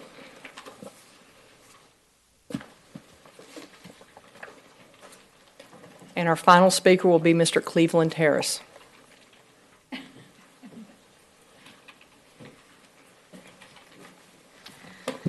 Good evening, President Jackson, board members, Dr. Scribner. I'm just here to chat a little bit about gifted kids in our district. So I have gifted kids. I also have SPED kids. So I didn't even know we had a PTA for those kids. I'd really like you guys to look at what we can do for the gifted kids more. And I found out recently, as I was discussing this with someone who works for the district, and I told them I wanted to come here, and I'd been meaning to come for months, and my Tuesday nights kept not coinciding with yours. They said not every school in the district even has a program for the gifted kids. And I'm thinking, you know, these are the kids that need something to stimulate them and to meet their potential. And one little thing can make all the difference for a kid as they go through the system. So I would just really like you guys to look at what we are and are not doing for the gifted kids and what we can change so that they're meeting their potential as they grow up and as they become the ones who take care of us when we're all old and decrepit. And it's hard to find things in this district, so I'm going to segue. I've got like 3 different things to go over with y'all tonight. It's hard sometimes to find, even when I know what I'm looking for on the website, something for my gifted kid, whatever. Sometimes it's hard to find, and it's gotten much better in the last few years, but I get all the emails, I follow the web pages, I follow the Facebook, and I'm a typical parent. So if I'm not knowing it, then parents who are even busier and even more overwhelmed than I am, they don't know. And you guys have a lot of great programs in this district that people don't know about. You guys should be tooting your own horn and letting everybody know so that we can say, oh, hey, neighbor, your kid should be in this program. And then in my last minute, this is funny, I want y'all to know that dyslexia and dysgraphia are not the same diagnosis. They are not the same learning disability, and I haven't called those departments this year because I gave up. I can count on my finger and toes how many months I have kids left in Fort Worth ISD. But my kids do not have dyslexia. When I would insist on them being tested, y'all would come out and you would test them for dyslexia, even though I kept saying dysgraphia, even though I would be reading from the Yale Medical School's list of symptoms of dysgraphia. And the people, very nice, you have great employees, saying, yes, ma'am, yes, ma'am, yes, ma'am. And then they would say, you have a very bright kid, they don't have dyslexia. And I'd be going, yes, I know they don't have dyslexia. I think they have dysgraphia. So tying in with literacy for tonight, those are 2 different brain things going on. And some kids have both, but not every kid has both. Thank you. Mr. Poole and Mr. Harris. Good evening, Ms. Jackson, members of the board, and Dr. Scribner. UEA conducted a survey of teachers in the fall, asking them questions pertinent to their school experience and their experience with the district. And tonight I'm sharing with you the overall district results. I have them broken down by campus that I'll email your schools individually for the districts you represent. But there's a couple of questions on here I want to highlight tonight after poring over the 39 questions. If you look at question 20, which is on page 5, the discipline questions really begin. We asked, discipline is enforced consistently and effectively at my campus. Over 64% of teachers disagreed with that statement. And on question 21, unruly students are not permitted to disrupt the learning environment. Over 66% of teachers disagreed with that statement. 36% of respondents strongly disagreed with that statement. Now, you conduct your own teacher survey. You used to ask these two questions. You abandoned it 2 years ago. I guess people got tired of hearing the answers. But 2 years ago in your own survey, it was only about 50-50. So you can see even a further shift of the experiences of teachers and students in the classroom when it comes to unruly students. At the very end, questions 38 and 39 deal with the 8-period day. Question 38, the 8-period day has made positive academic results for my school. Over 77% of teachers disagree, and 55.65% strongly disagree. And when asked, I support the continuation of the 8-period school, over 72% disagree, and 52.88% strongly disagree. Teachers have already been told we made a 2-year commitment to the 8-period day. We're moving forward with 8-period next year. I think we need to pause and have a conversation about the 8-period day. Looking at the comments that I'll share with you, the secondary teachers over and over in the comments said the 8-period day has caused more discipline and disruption in our schools. Most teachers are teaching more classes. The promised class size reduction did not occur. They're teaching more students. And now you have 8 passing periods where students can get in trouble in the hallway, which bleeds over into the classroom. So here we are. All but one of our IR schools are in the secondary. And the teachers are telling you the 8-period day is not contributed to the academic achievement of the school. Again, we need to pause, have a conversation so schools can get it right for next year. Thank you. Thank you, Mr. Poole. I would just like to make a statement for Mr. Poole. Point of clarification. Thank you so much for this information. We all represent all of Fort Worth ISD schools, so I would like to actually see all of the campuses broken down. Thank you. Mr. Cleveland Harris.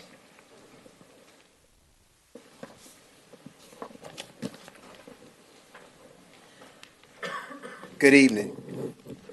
I'm here today about an article that was put out last week on the YMLA and the construction that is going on, from a transformation from building a new school to renovating the old school. I've received a lot of calls from some serious parents that had bought into the bond package. And it was only because YMLA would receive a new school. Now, the parents are upset about how things are being twisted around within the last 2 bond packages. We didn't receive in our district the things that we were supposed to get for this school, being that it's one of the top-notch schools in Fort Worth. It was changes that were made, and I'm asking this board, before you make a vote next month, to have a continuance and also put together a citizen oversight committee to where parents, citizens, community leaders, and those who are school board members or those who work with Fort Worth ISD to elaborate a little bit more to what's going on, because there's a big disconnection to actually what is going on. Now, we had an add-on to the school, which is really not safe, because between the cafeteria and the school, if rain and ice or snow hits the ground, the children are leaving the school and have to walk to the cafeteria. An accident can happen.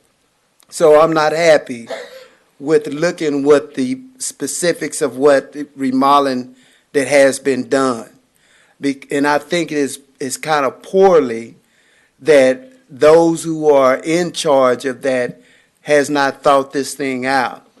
If we're doing tie-ons to the structure of the building, then we should be able to recognize the safety precautions that needs to be taken. Second, if you're going to pull permits on structured buildings, the city requires you to pull permits.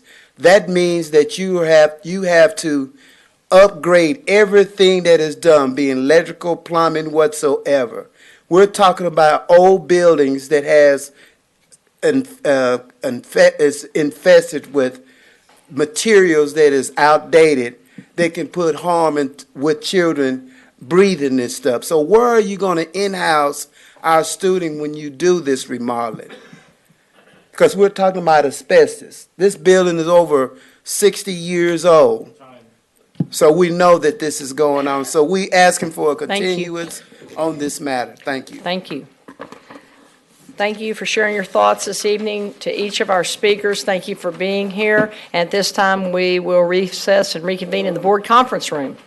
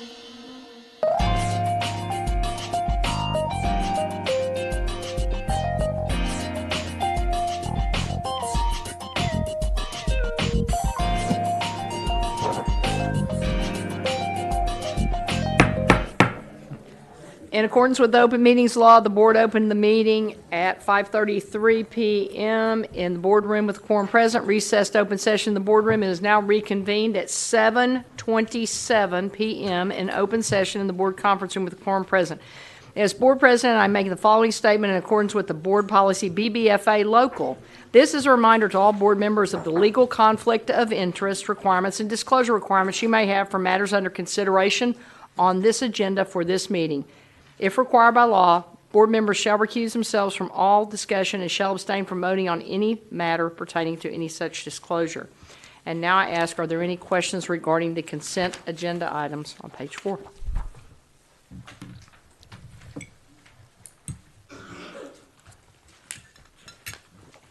I see no questions at all. Would you guys like to move straight into executive?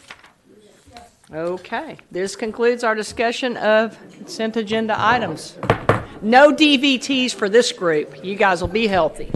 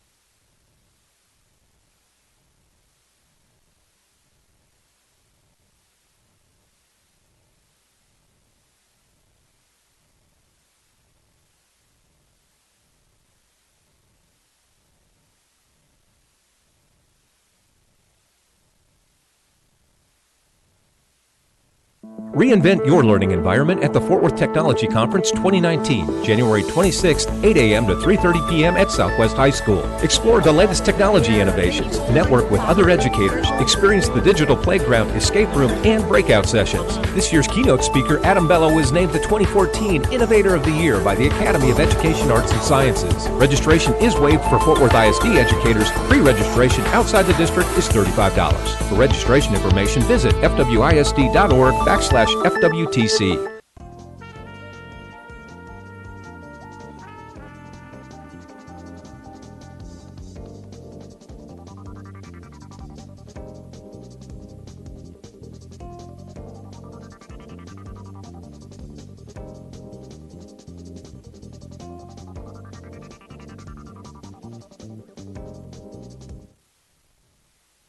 Is everybody ready? Yes! Let's play Whiz Quiz. Are you guys ready to win? Yeah! Well, let's play then. Take it away, Jeff. All right, thank you very much. Okay, contestants, it's time for Whiz Quiz. McLean. A gram. Correct. All right, way to go, guys. The end of round 4.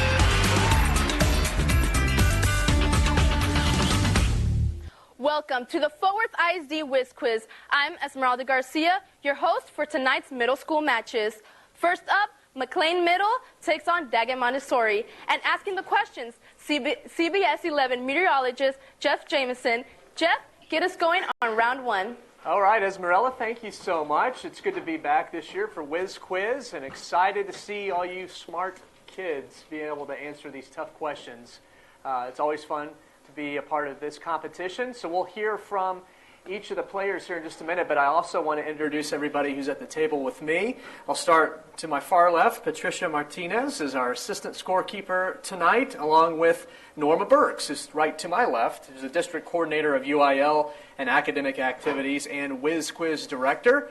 And to my right is Jason Martinez. He's with Carter Riverside High School, a teacher there. And then resetting our buzzers right in front of us in the middle there is Fort Worth ISD student Kaylee Martinez. So good to have everybody here. Before we start asking questions and getting answers from you guys, let's hear from you. Will you introduce yourself? We'll start here with McLean and work our way over to Daggett Montessori. Hi, I'm Natalie Hudson. My name is Shreyas Singpal. I'm Brian Jung. I'm Jesse Durham. I'm Ben Gunn. Okay, Daggett. I'm Maya Perez.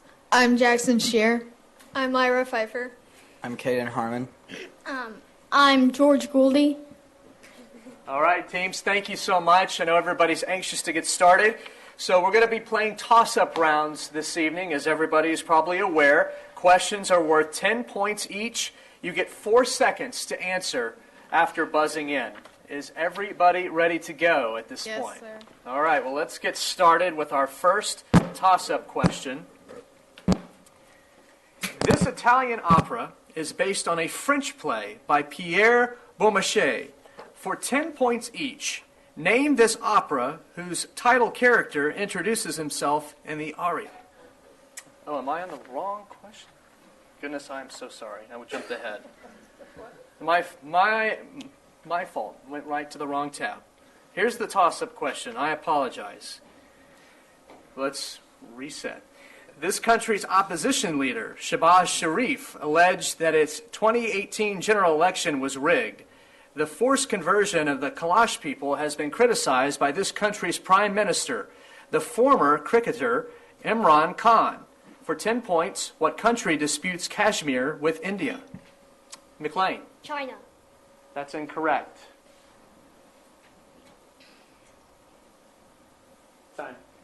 The answer is Pakistan. Pakistan. All right, next toss-up question. Oh, we go to the bonus. No, well, nobody got it right, did they? Huh? Nobody got it Oh, right. that's right. Okay. Sorry, thank you for... All right, toss-up question. Here's number 2 toss-up question. This battle occurred at the same time as a naval battle at Artemisium. During this battle, Ephialtes betrayed the losing side, which included hundreds of hoplites.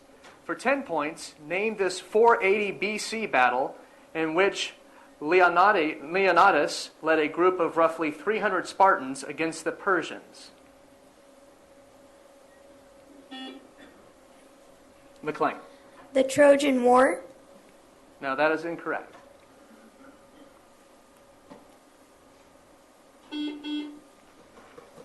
Daggett? The Battle of Athens. No, we were looking for the Battle of Thermopylae. All right, next toss-up question. According to the Bible, this island's city of Syracuse was visited by the Apostle Paul. This island's capital and most populous city is Palermo. Mount Etna is the tallest active. McLean. Sicily. Correct. Sicily is right. And now we will go to the bonus questions that we previewed earlier. So McLean, here is the first bonus question. This Italian opera is based on a French play by Pierre Beaumarchais for 10 points each. A. Name this opera whose title character introduces himself in the aria, Lago al Factorum.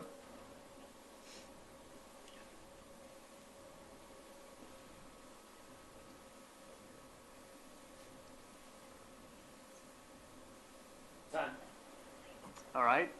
Daggett, you have the opportunity. Les Mis. No, the answer is The Barber of Seville. All right, back to McLean for the second bonus question. This composer wrote The Barber of Seville. The overture to his opera William Tell is famous as the theme music to The Lone Ranger. Figaro. That is incorrect. Now we're looking for Rossini. All right, back to McLean for the third bonus question. This man is the title character of The Barber of Seville. The title of a Mozart opera refers to this man's marriage.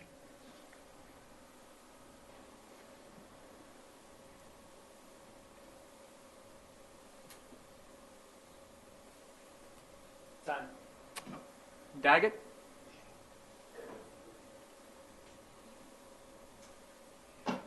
Time. We're looking for Figaro. All right, back to our toss-up questions. On 2 occasions, a villain in this film is crushed by a giant bell. This film's protagonist comes... Daggett. Coco. Correct. Good job. And now here is your bonus question for Daggett. At the start of this film, the title character utters the word rosebud before dying. For 10 points each. Name this 1941 film, often considered the greatest of all time, which stars Orson Welles as the title newspaper magnate. Citizen Kane. Correct. All right, next question. In a 1973 Peanuts comic strip, this domineering character spoils the ending of Citizen Kane as her younger brother Linus watches it for the first time.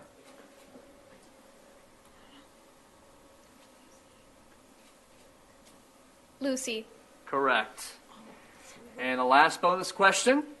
This TV show parodied Citizen Kane in an episode depicting a boat named Nosebud, which Candace tries to prevent the title stepbrothers from building. Phineas and Ferb. Correct. All right, good job, Daggett, with the bonus questions. Let's go back to our toss-up questions for both teams. There are this many doors in the Monty Hall problem. This is the smallest number of non-collinear points needed to divide a circle. This number is the first Mersenne prime and the only prime triangular number. McLean. 3. Correct. And now we go to bonus questions for McLean. Breakdown of tissue in these organs can lead to chronic obstructive pulmonary disease. For 10 points each. Name these primary organs of the human respiratory system. Lungs. Correct. In this disease of reactive airways, inflammation leads to coughing and wheezing. What is this disease that is often treated with inhaled albuterol? Asthma. Correct. Pneumonia is an accumulation of fluid in these small air sacs of the lungs. They are the site of gas exchange during respiration.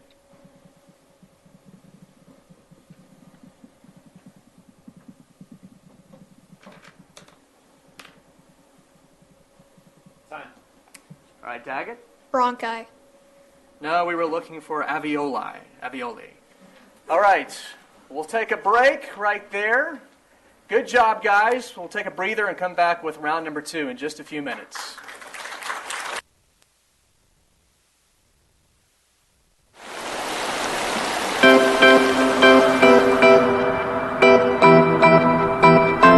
Estamos en Fort Worth, así es como lo vemos todos los días. Pero si se acercan más, verán que esto también es Fort Worth ISD. Nuestras 148 escuelas, una en cada vecindario, están preparando a los estudiantes para el éxito en la universidad y para las carreras del mañana. Entonces no importa quién eres, qué haces o dónde vives, aquí perteneces.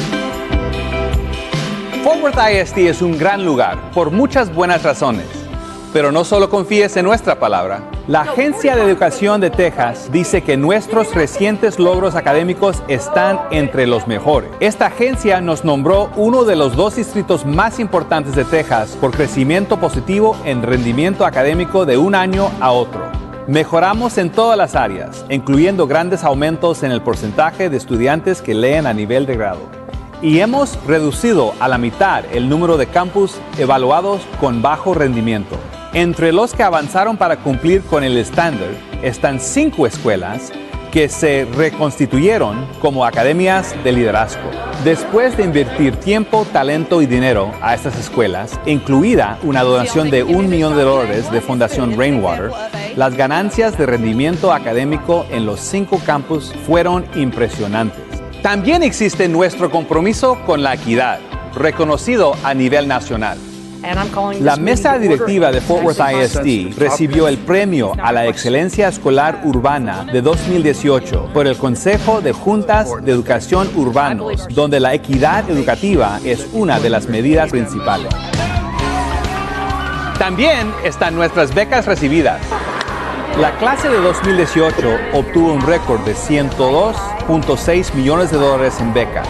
Eso es un aumento de 36 millones de hace solo 3 años. En la primera etapa, nuestros 4,000 alumnos más pequeños están teniendo un gran comienzo en el prekinder de Fort Worth ISD. Y sus padres los pudieron inscribir en línea, en lugar de esperar en una fila, ya que nuestro distrito se convirtió en un proceso de inscripción completamente en línea. También tenemos este espacio justo aquí, la nueva Academia I Am Terrell para STEM y las Bellas Artes. Desde el primer día, este campus estaba lleno de energía creativa. En laboratorios, un espacio de creación increíble. Y en el lado de las Bellas Artes, en estudios, salas de práctica y una sala de espectáculos de clase mundial. Y hablando de participar, Cowan Humanities Academy at I Am Terrell hace que todos queramos volver a la escuela. Cuando se estaba terminando la construcción de I Am Terrell, ya estaba en marcha un nuevo programa de mejoras de capital.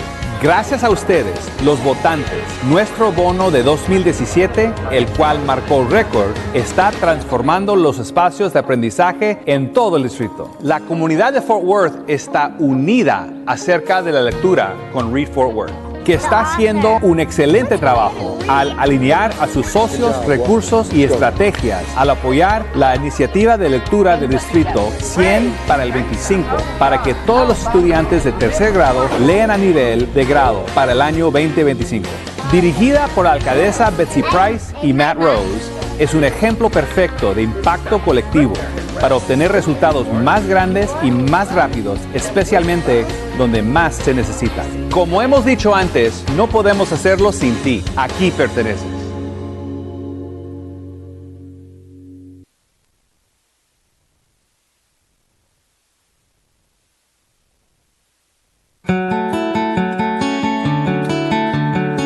More than 87,000 students, each one unique. Are you looking for a high school education as individual as you are? Then keep watching. Some notable graduates of Fort Worth ISD are with me in the studio to tell you about Gold Seal programs and schools of choice. The next 3 minutes could change your life. Gold Seal is all about finding the pathway that matches your interests, your skills, and your goals. Gold Seal categories, where do I start? There's engineering, aviation, early college, high school, broadcast journalism, culinary arts. Jeff, help me out. There's health science, world languages, fine arts, government and law, digital gaming, and more. A lot more. Something for everyone. And something really special with on-the-job, real-world learning, classes taught on college campuses, and opportunities for internships, licenses, certifications, and college credits. Lots of college credits. A great example, early college high schools. These programs give you the opportunity to graduate with a high school diploma and your associate degree, tuition free. And you can earn college credits several ways, depending on the program you choose. However you do it, you can potentially save thousands of dollars in college costs. And if you need to work to pay for college, Gold Seal programs are really golden. Take the aviation program. Students can earn hours toward their airframe mechanic certification and college credits all at the same time. Why is this a big deal? Think about it. Wouldn't you rather have a job that pays about $18 an hour instead of $8? You know, I really see the Gold Seal program as a pipeline. I would, though, I'm an engineer. But they really are a pipeline to supply companies with a well-prepared workforce. If you're interested in the engineering pipeline, there are several great Gold Seal programs to choose from. Programs that emphasize advanced academics, especially math and science. Among them, our new I Am Terrell Academy for STEM and Visual and Performing Arts. That's a learning opportunity at the highest level. Bottom line, the pathway you choose will engage you, challenge you, and give you a head start on your bright future. My pathway, broadcast journalism and media technology. That was me a few years ago, telling you how my Gold Seal program helped me get a great college scholarship. Now I can say that right out of college, I got a great job too. I'm a major market TV news photojournalist. The district also has 2 outstanding single-gender schools.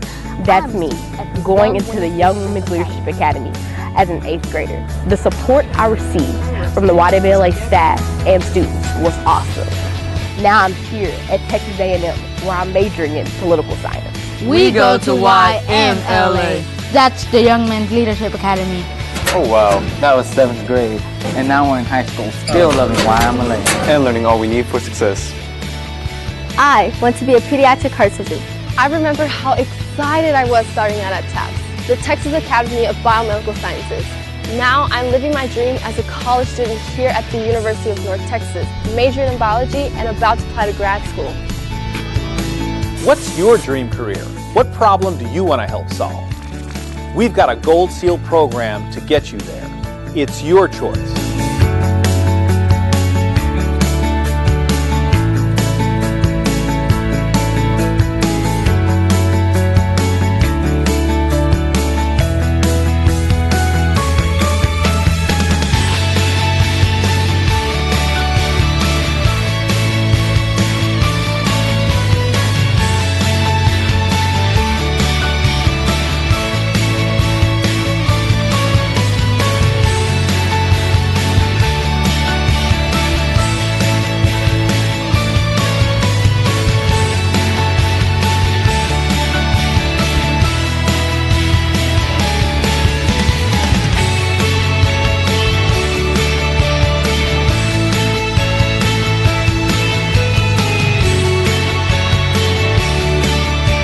Learn more at fwisd.org/choice or call 817-814-2580. Follow us on Facebook, Twitter, Instagram, and all our social media.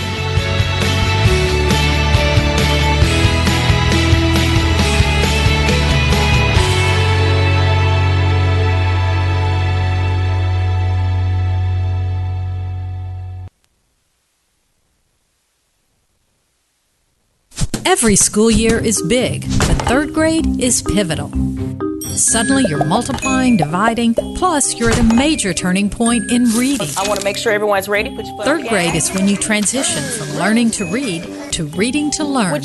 Everything. The Statue of Liberty stands on an island. It was to be a present from the She would be a symbol of the freedom. But experts say only 1 in 3 children in the U.S. reads on grade level.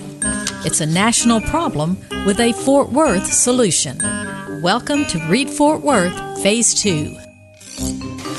While third grade is a big milestone, pre-K is where children often begin to see themselves as learners. Pre-K is fun and games, but make no mistake, In pre-K, we learn rules, writing, letters, counting, science, reading. think of it as basic training for kindergarten readiness and success in third grade reading. Childhood literacy can determine a child's performance in all subjects for years to come. In fact, children with low reading skills at the end of third grade are 4 times more likely not to finish high school. Many of our students don't start the educational race at the educational starting line. Some call this an achievement gap, but really, it's an opportunity gap. And we can fix an opportunity gap with a comprehensive effort like Read Fort Worth. Led by Fort Worth Mayor Betsy Price, BNSF Chairman Matt Rose, and Fort Worth ISD Superintendent Kent Scribner, Read Fort Worth is a coalition of business, civic, education, philanthropic, and community groups. And what does that word spell? Together, they're on a journey to 100 by 25. That's 100% of third graders reading at grade level by 2025. Our community wants to make sure all students have the support they need to excel and grow into the talented workforce and entrepreneurs that our city needs to lead in the world economy. Phase 1 brought committed partners and volunteers to the table for successful programs such as the Summer Scholars Cohort, which targets what's known as the Summer Slide. 71% of the children in the program gained or maintained their learning through the summer. Read Fort Worth Executive Director Anel Mercado says this next phase offers deeper work and new opportunities for impact. Read Fort Worth has big, audacious goals around school readiness and third grade reading. We'll tackle them by working alongside our community through our collaborative action networks. Together, we can make a powerful difference in these areas. The Read Fort Worth Collaborative Action Networks will be driven by data and will focus on results. Like the best companies, those that really use data to monitor progress and make decisions, our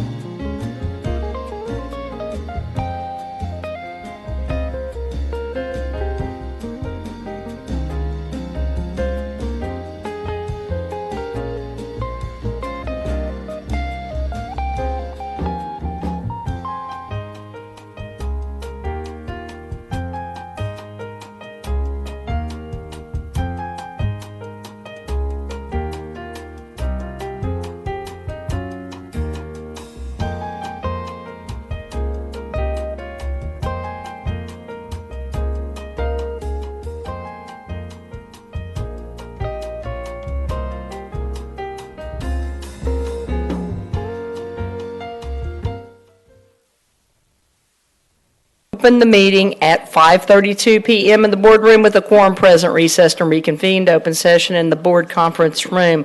Adjourned regular session, convened executive session, adjourned executive session, yes we did, and now reconvened open session at 7:56 p.m. in the boardroom with a quorum present. Do I have a motion accepting consent agenda items? Moved by Trustee Anael Luebanos, seconded by Trustee Norman Robbins. Any discussion? Seeing and hearing none, please move to voting.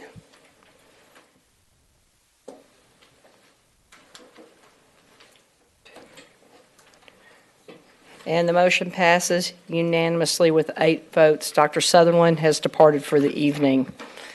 Moving on to 14, action items.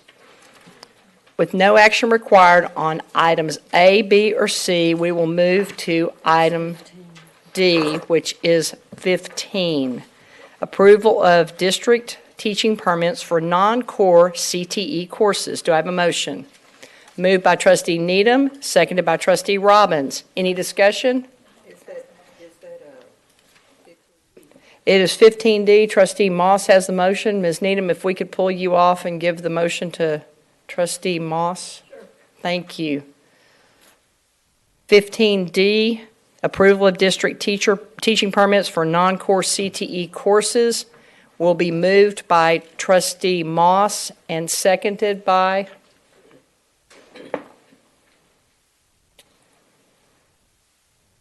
Trustee Luebanos. I move to approve. Thank you. Can hear me. I move to approve the issuance of a district teaching permit to Daryl McGee for the non-core CTE course of aircraft technology. Any discussion? Seeing and hearing none, please move to voting. And the motion passes unanimously. 15E, approve appropriation of remaining 2013 CIP construction fund reserves for middle school restroom renovations. I know everyone wants to make this motion, but we just need one. Moved by Trustee Moss, seconded by Trustee Luebanos. Any discussion? I have some. Yay, I'm really glad. We all say yay. Okay, please move to voting.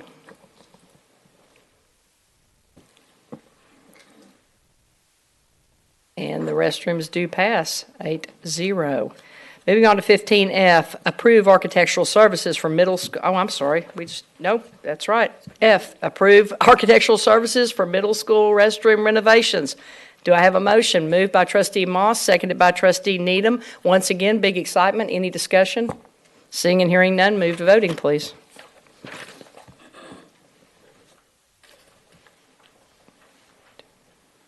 And the motion passes unanimously. 15G, approve adoption of resolution and order of election. Do I have a motion?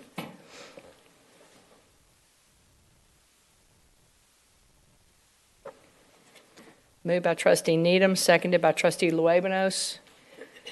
Seeing and hearing no discussion, please move to voting. And the motion passes unanimously. 15H, approve resolution and order for election services for the May 4th, 2019 Fort Worth Independent School District Board of Education election. Do I have a motion? Moved by Trustee Luebanos, seconded by Trustee Robbins. Seeing and hearing no discussion, please move to voting.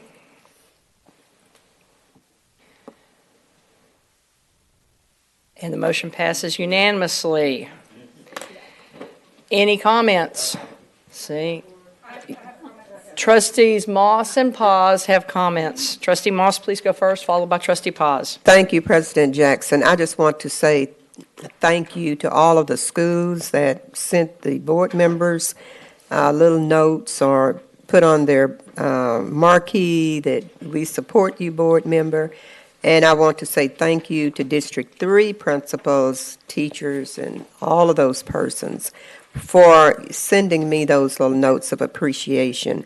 And I appreciate the principals. I appreciate the staffs that we have in the schools and the administrators, because we as board members could not do anything. We would not be able to be successful without our staff, without our principals and students and staff. So thank you, thank you, thank you.